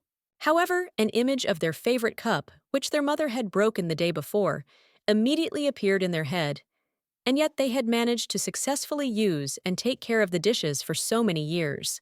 Diana walked and thought about the strange series of small and annoying troubles that had begun to happen to the heirs of Lyra recently. Suddenly, the girl stopped in the middle of the corridor from the thought that came to her mind. Perhaps she, the second daughter, had lost her luck, and now success was leaving their entire family. The next day, the weather at Oculus' mansion was beautiful. There was a light breeze and the sun was shining brightly. Leal came into the garden, spread out a light blanket, and laid out her drawings, which she had been working hard on lately. Suddenly, a shadow blocked the light, and a voice came from behind, asking what the young lady was drawing. The girl shuddered in surprise and jerked violently. It turned out that it was Letitia who had gone into the garden to find out what her friend was doing. The guest was embarrassed and began to apologize because she really did not want to frighten the girl with her sudden appearance. Lyle asked if Ian or Enoch had come with her, to which the girl answered in the negative, and asked what she was so engrossed in that she had not even heard her approach. The little girl put on a serious look and showed something unexpected, saying that this was not the first time she had drawn it. Then she quickly turned around and added that this was her secret, which she would only tell Letitia because she considered her her older sister. On the grass lay sheets of paper with images of jewelry, and they had text captions describing the nuances of a particular item, as well as pictures of precious stones. The guest picked up the drawings and held them up to the light. She was amazed by the fine work of the craftswoman who masterfully depicted stylish accessories. After which, the former daughter of the Marquis began to study the contents of the inscriptions more carefully and said that she already wanted to put such an artifact on her hand as soon as possible. The younger sister then added that she started drawing jewelry after she saw Letitia give her brother a gold-braided bracelet just before an exam. The girl suddenly felt sad. She remembered Levion, and Leal added that she herself wanted to give that thread, but she couldn't make it or buy it, so she was grateful for that gift. Suddenly, the former Leroy had an unexpected idea, and she said it out loud. Why shouldn't her new younger sister seriously take up making sketches for handmade jewelry? The teenage girl enjoyed drawing rings and pendants, but she never thought about turning the pictures into real objects that people could wear. Letitia pointed to a drawing of a bracelet and suggested imagining that Liel was putting the finished product on her hand and making a wish to become a famous owner of a jewelry store. The younger sister tried to object, that it was just a drawing that did not fulfill wishes, but received the answer that the source of talents is hidden in our imagination. We just need to give it free rein. The former daughter of the Marquise added that these drawings are a manifestation of a strong desire, which means she only needs a little diligence and patience to achieve success in this direction. And while Lael listened to her older friend, a new, previously unfamiliar feeling awakened in her, which gave her strength and charged her with energy for new creations, accomplishments, and feats. The Duke's daughter ran her hand over the light cape on which she was sitting and declared that today she had understood a lot and now looked at her hobby differently, more seriously. Eris Achilles stood up and pressed the drawings to her chest. Now she had a real goal in life and she understood what she wanted, and therefore decided to move in this direction. Liel smiled and said that before she just painted jewelry, but now she feels she can do much more, because Letizia gave her confidence. The Marquis's former daughter laughed. She was pleased that the girl began to talk like an adult about goals, tasks, and plans for the future. And then the noblewoman asked in surprise why drawing was a secret that could not be told to the elder brother Enoch. Leo spoke about her father, the Duke, who often started different types of businesses, but ended up leaving behind a lot of debt, so she is afraid to tell her brother that she wants to start her own business. Letitia thought that the Achilles family must be having a hard time after the death of the head of the family because they were left alone against the whole world and also mired in debt. Suddenly, a strong male voice called out to the friends, and they shuddered in surprise, and then turned around and saw the Duke's eldest son, who had come to find out what they were so enthusiastically doing. The youngest sister was the most frightened by Enoch's appearance. Of course, she planned to tell about her hobby someday, but she didn't think that it would happen today. Seeing the girl's reaction, the guy became wary and asked what was going on here, and why they were behaving so strangely as if they were hiding something from him. Letitia came to her senses first. She put her hand on Liel's shoulder and leaned towards her to tell her something very important. The guest whispered that a window of opportunity was now opening up for the heiress of Achilles. She just needed to gather her courage and take a step forward towards her dream. Talking about her innermost desires was difficult enough, and the young aristocrat spent some time trying to formulate a clear thought. Finally, Liel overcame her inner fear and said that she had long ago started drawing sketches of various jewelry items because she wanted to open her own business and become the owner of a jewelry store. Anak was surprised by this revelation because he always considered his younger sister a cheerful dreamer, but not the founder of a serious business project. Meanwhile, the teenage girl added that she understands the responsibility of such a step and is ready to immerse herself in this business completely and without reserve, so that the family ultimately makes a profit. The guy said that he was very glad that his younger sister showed concern for the well-being of their family, and that it was also an indicator of maturity of character and strength of will. Then, the older brother added that the idea itself seemed interesting and promising to him, so he would definitely help his relative at the start of her project. After this, Enoch stroked his younger sister on the head, and then the girl realized that all her fears were in vain because her family loved her and took her seriously. Letitia watched this scene silently. She really liked that Liel was able to overcome herself and tell everything, and also that the Duke's son perceived the situation wisely and adequately. However, this was not all that the young noblewoman wanted to say. She clutched her dress with her fingers in excitement and gathered her courage to tell her brother something else. The younger sister said that there was one more thing she wanted to ask the knight, so the boy removed his hand and prepared to listen to the young aristocrat to the end. The friends walked along the city street and chatted pleasantly. Letitia congratulated her younger sister on her first successes, and Leo thanked the guest for the advice and motivation that helped her start her own business. The Marquise's former daughter remarked that she had no idea that her adopted sister was so talented. The younger sister admitted that she was afraid of her brother's indignation, but he took it all so easily, even allowing them to use the resources of their old mine, where pink stones with impurities are mined. Letizia noted that the project was progressing quite quickly. Since they had the drawings and raw materials, all that was left was to find a craftsman who could smelt the jewelry and then inlay it with stones. However, finding a person who would agree to take an active part in their business turned out to be not so easy. People simply refused. The jewelers the girls visited had their own reasons for refusing. Some were busy with other work, others did not believe in the success of the event, and still others simply shook their heads. Leo tried different methods of persuasion, and even tried to beg men to agree to a long-term order. Dusk had already fallen on the city, and the girls were still going from one workshop to another, receiving refusal after refusal. But Letitia said that they would definitely find a master, and he would be the best. Suddenly, a man ran out from around the corner. He was in a hurry and didn't even notice the two aristocrats standing in his way, and so he simply crashed into one of them. Liel fell to the ground and hit herself hard, and the stranger began to ask for forgiveness and helped the girl to her feet. An absent-minded passerby dropped an envelope exactly like the one his younger sister had, and the packages fell onto the pavement nearby. But having recovered the courier and the noblewoman quickly picked them up from the ground. The man then apologized, and citing urgent business and the fact that he was in a hurry, quickly left. Letitia asked how Liel was feeling, but the girl smiled and replied that everything was fine. and there was no need to worry about it. After walking a little further, the younger sister suggested that they finish searching and go home because the day was already ending and the brothers might start to worry. The friends agreed that their adventures were over for today, but the next day they would continue searching for a suitable craftsman for a business project to create jewelry. At home, Ian and Enoch were sitting at the table. The guys immediately began to ask how the girls spent the day. Liel was a little embarrassed, but replied that they had had a wonderful time in the city, but had not yet been able to find a master who would agree to carry out this unusual order for them.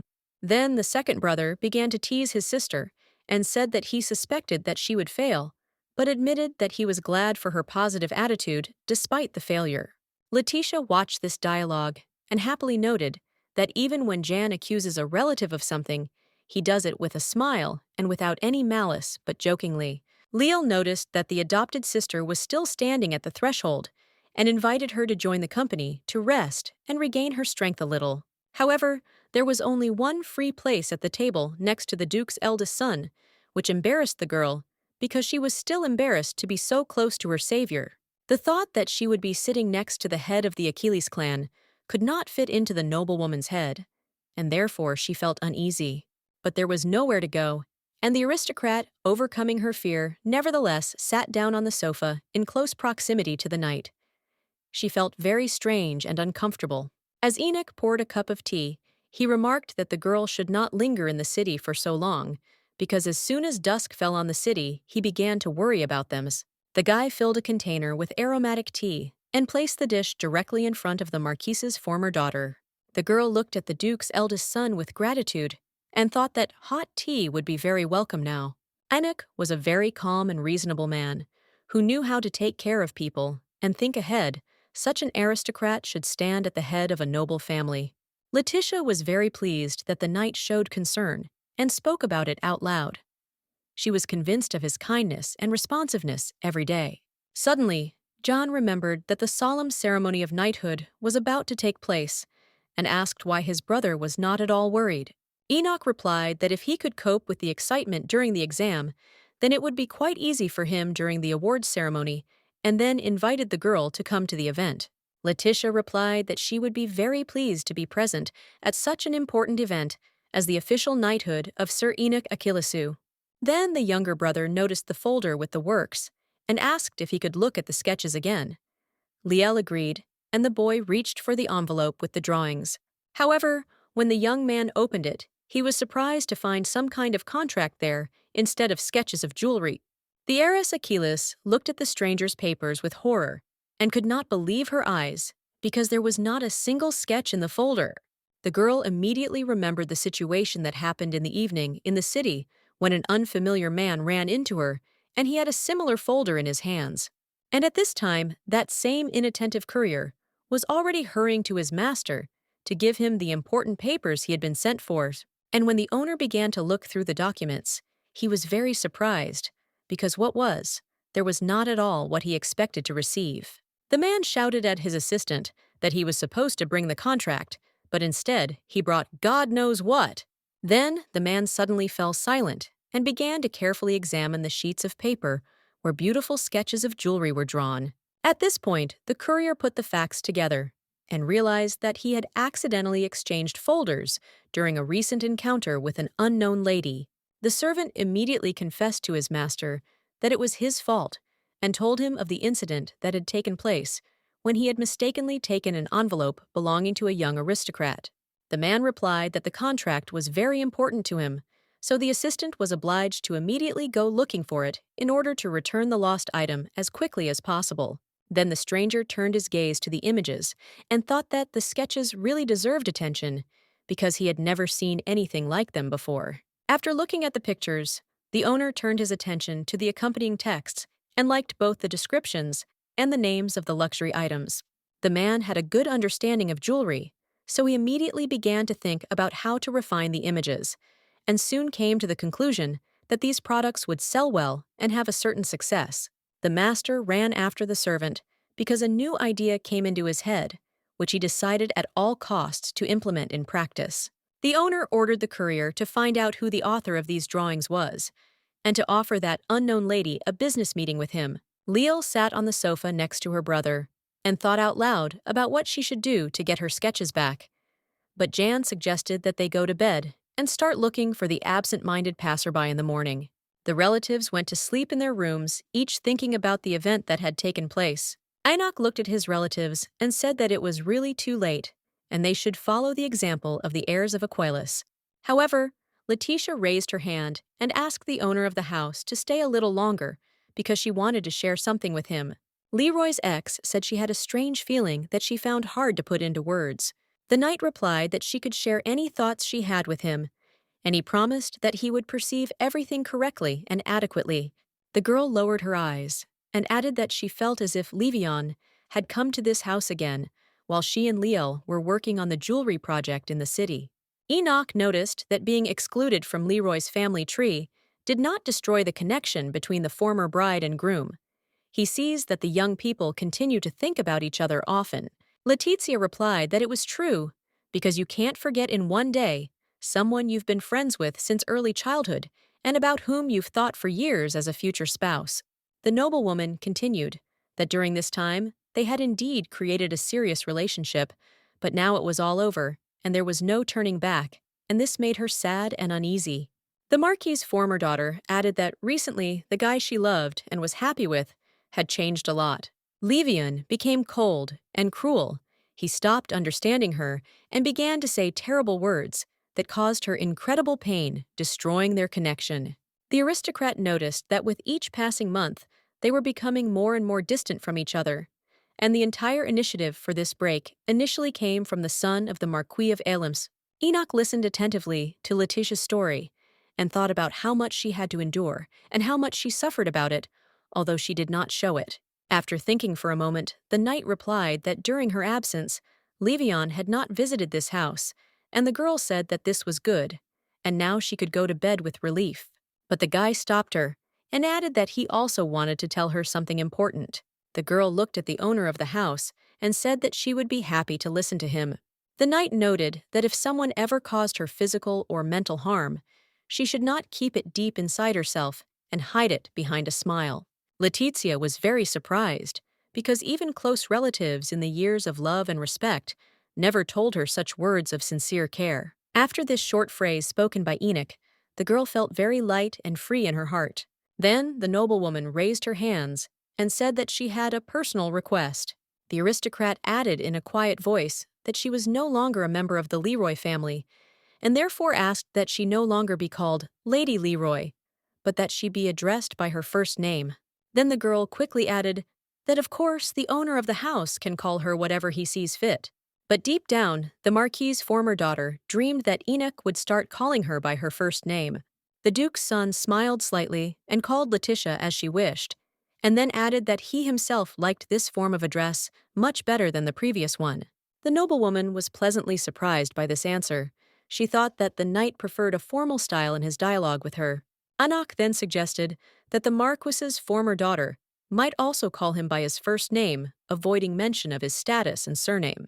However, the girl took this idea negatively. She said that events were moving too fast for one day, and she should take a nap and then think carefully about this topic.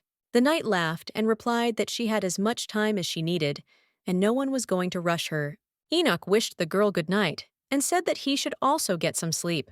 Before leaving, the young man noted that Letizia could always turn to him and tell him about anything she wanted. The guy paused at the very door and looked at his guest with an affectionate gaze. And then he laughed and called the girl by name again. It was clear that the knight was doing this with undisguised pleasure. The aristocrat looked at the Duke's son as if enchanted. She had no idea that it could be so pleasant when he said her name. Letitia was very embarrassed, because with each such episode, she began to feel deeper and deeper feelings for the man who had sheltered her in his home. When the guy left, the girl continued to stand alone in the middle of the spacious room and was embarrassed by her feelings. The noblewoman had never experienced anything like this before, although Levian had been in her life, and they had communicated quite closely. They drank tea, walked, and had fun, but she had never met a person like Enoch before. The story then moves to the Leroy family mansion, where Mr. Seos has returned after a long absence. The man was extremely outraged by the news that his friend Barrett had kicked the unfortunate girl out of the house and also deprived her of her status and surname. The Marquis objected that he had to do so because Letizia could destroy his entire family and put an end to the glorious Leroy dynasty.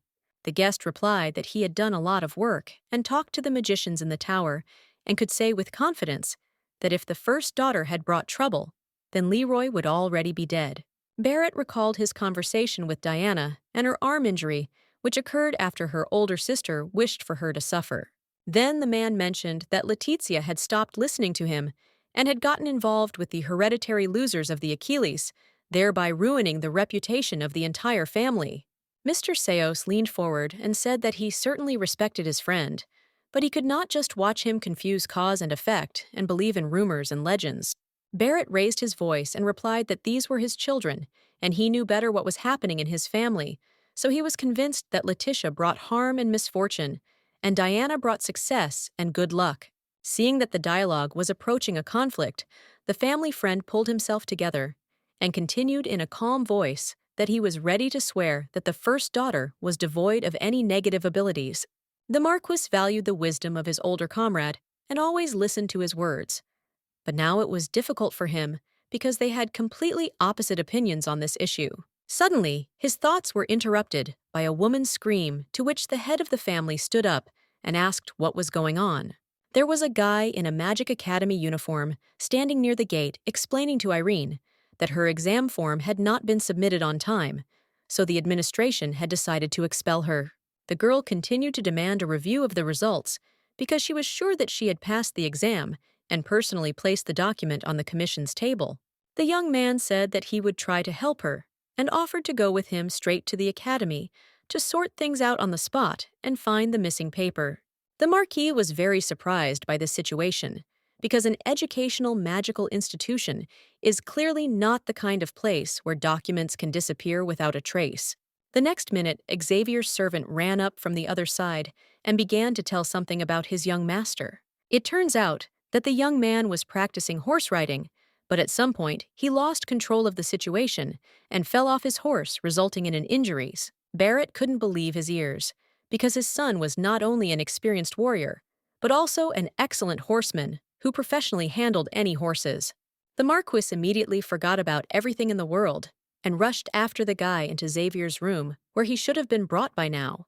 Mr. Seos was aware of how good the heir Leroy was at handling a horse, but he said nothing and only continued to watch the events happening around his friend's family.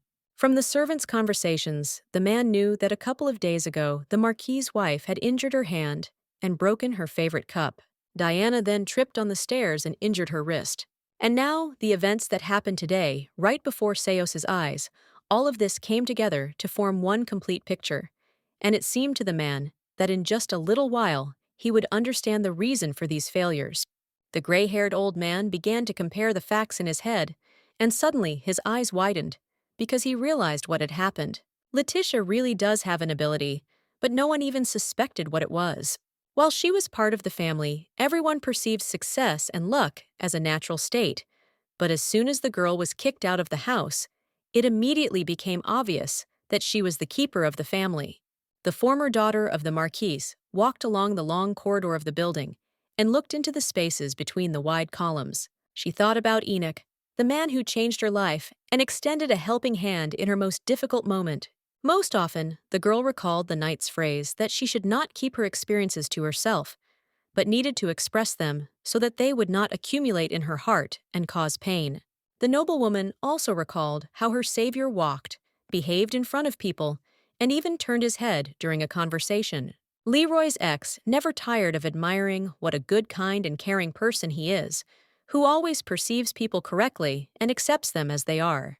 The girl closed her eyes and asked herself why she didn't experience such feelings when she was near Levion, although he also called her by name and at first showed care and concern. The aristocrat felt that she was changing quickly, beginning to feel something that had not been there before it simultaneously frightened and inspired her. Then the girl stopped, took her head in her hands, and thought about why she was so busy with her inner world and feelings, because before this had not attracted her attention. Soon Liel and Jan returned from the city. They tried to find the envelope with the sketches, or at least that clumsy man who did not look in front of him when he ran, but nothing came of it. The younger sister said that they returned to the very place where the collision occurred, and then walked around for a long time, but it did not help. Eris Achilles added that there was a very important contract in their folder, so the courier should also look for them, so she hopes that they will meet soon. Then Letitia saw Leal offer her brother some tea after the journey, but he refused and said that he would rather stay in his room. The girl noticed that Jan had been acting strangely lately and decided to find out what had happened. The young man had indeed been sad for several days now and tried to get away from others at every opportunity. Perhaps something unpleasant was happening in his life. The guest decided that she must at any cost help Enoch's younger brother, and so she followed him to his room and knocked on the door. The guy was very surprised to see Letitia on the threshold of his apartment and asked what happened, to which the girl replied that she wanted to come in and talk to him. The small room was clean and cozy. The objects were in their places and created the atmosphere of a business office. The girl noticed the books that were lying on the shelf and then assumed that Yang was going to enter the civil service in the Helios Empire. The young man replied that it was just literature, so she shouldn't pay attention to it. Letitia noticed that these manuscripts were usually used to prepare for exams, so she came to this conclusion. But if this is not so, then why does he need them? Enoch's younger brother reached for a book on the shelf and replied that he was of course interested in the imperial service, but not because he enjoyed it, but because it was his duty. Jan smiled and added that there weren't many ways to get ahead in this world, and he had to choose from what was available. The guy noticed that his family was counting on him, so he should do at least something useful and right.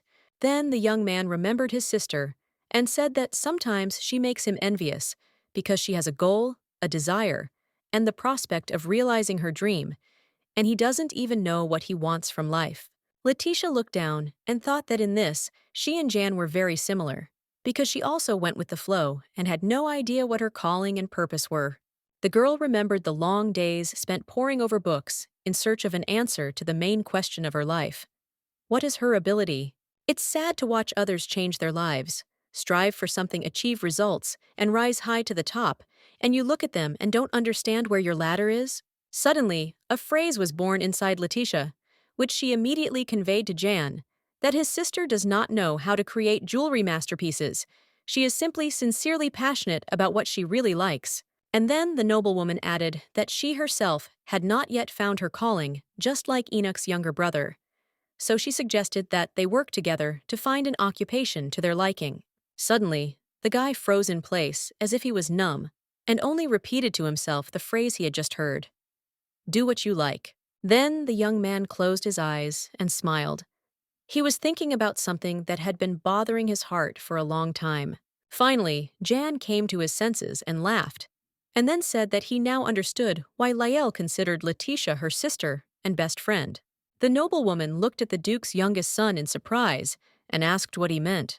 The young man replied that it was all about the support that their guest gave to each of them, and then happily agreed to start searching for his purpose. The aristocrat was very pleased to see how this sad and depressed guy turned into a smiling and confident young man in just a few minutes. Letitia thought that moral support can really be very important, and decided that she would definitely find her purpose and place in life, where she would be truly happy. At last, the day of the solemn investiture arrived, so the lady dressed herself in her best and went downstairs to wait at the door of the house for the rest of the duke's heirs. Soon Leal appeared. She happily waved her hand and hurried to join her friend. Letitia asked if her younger sister had managed to get enough sleep, to which she replied that she had been so stressed that she had not even been able to fall asleep. Then the young heiress Achilles asked in surprise where her brothers were, since she had expected that they would already be downstairs. Remembering that she had forgotten something in her room, Leal ran back and said that she would go get Jan, and Letitia should go to Enoch and hurry him so that they would not be late. The former daughter of the Marquise agreed and went to the part of the house where the knight's room was located. The girl knocked politely on the door, and having received permission, entered the room. The head of the family, wearing a dress uniform, stood in the middle of the room and sheepishly showed his sleeve on which a button had come off. Letitia really liked the appearance of the owner of the house. He reminded her of a prince from a fairy tale, so she was blinded by his brilliance and did not immediately understand what he was telling her. The guy repeated his words again and raised his hand higher, showing the place where the button should be. But the noblewoman still did not hear the knight. She was admiring the beauty of his ceremonial attire. Finally, Enoch stopped smiling and looked at the guest who had entered with bewilderment. Suddenly, the girl came to her senses and realized that she had not listened to the young man at all, although he had told her something important, and she strained to remember the details. Finally, Letitia understood what the knight was trying to tell her and immediately rushed to help with clothes. The aristocrat quickly figured out the problem and began to correct the situation so that the military uniform would be fully ready for the ceremonial event. While finishing her preparations, the girl noticed on the owner of the house's wrist the same gold bracelet that she had given him before the exam. The girl said that the exam had long since passed, and Enoch could take off the decoration since it was prepared only for a specific occasion, to which the knight replied that he had long ago noticed the fact that as soon as he puts on the accessory, everything around him starts to happen in the best possible way, so he wears it almost always. Letitia was very pleased to hear such words, because she made this bracelet with the best wishes, even if it was for Levian. The noblewoman thought about what a big role this modest decoration played in the life of her savior. And then the girl said that she thought it was right to take off the bracelet and not wear it for some time. Enoch was very surprised to hear such advice. And when the duke's eldest son asked why he should do this, the girl dropped her hands and replied that this decoration did not suit him. The owner of the house did not know how to react to such a remark, and therefore chose to simply remain silent. The pause dragged on, and it was necessary to somehow get out of the situation. Then the knight said that he did not want to take off the bracelet, and when Letitia asked why he decided so, Enoch replied that this talisman would tell everyone around him that the knight of the Achilles family has a loved one who wishes him well.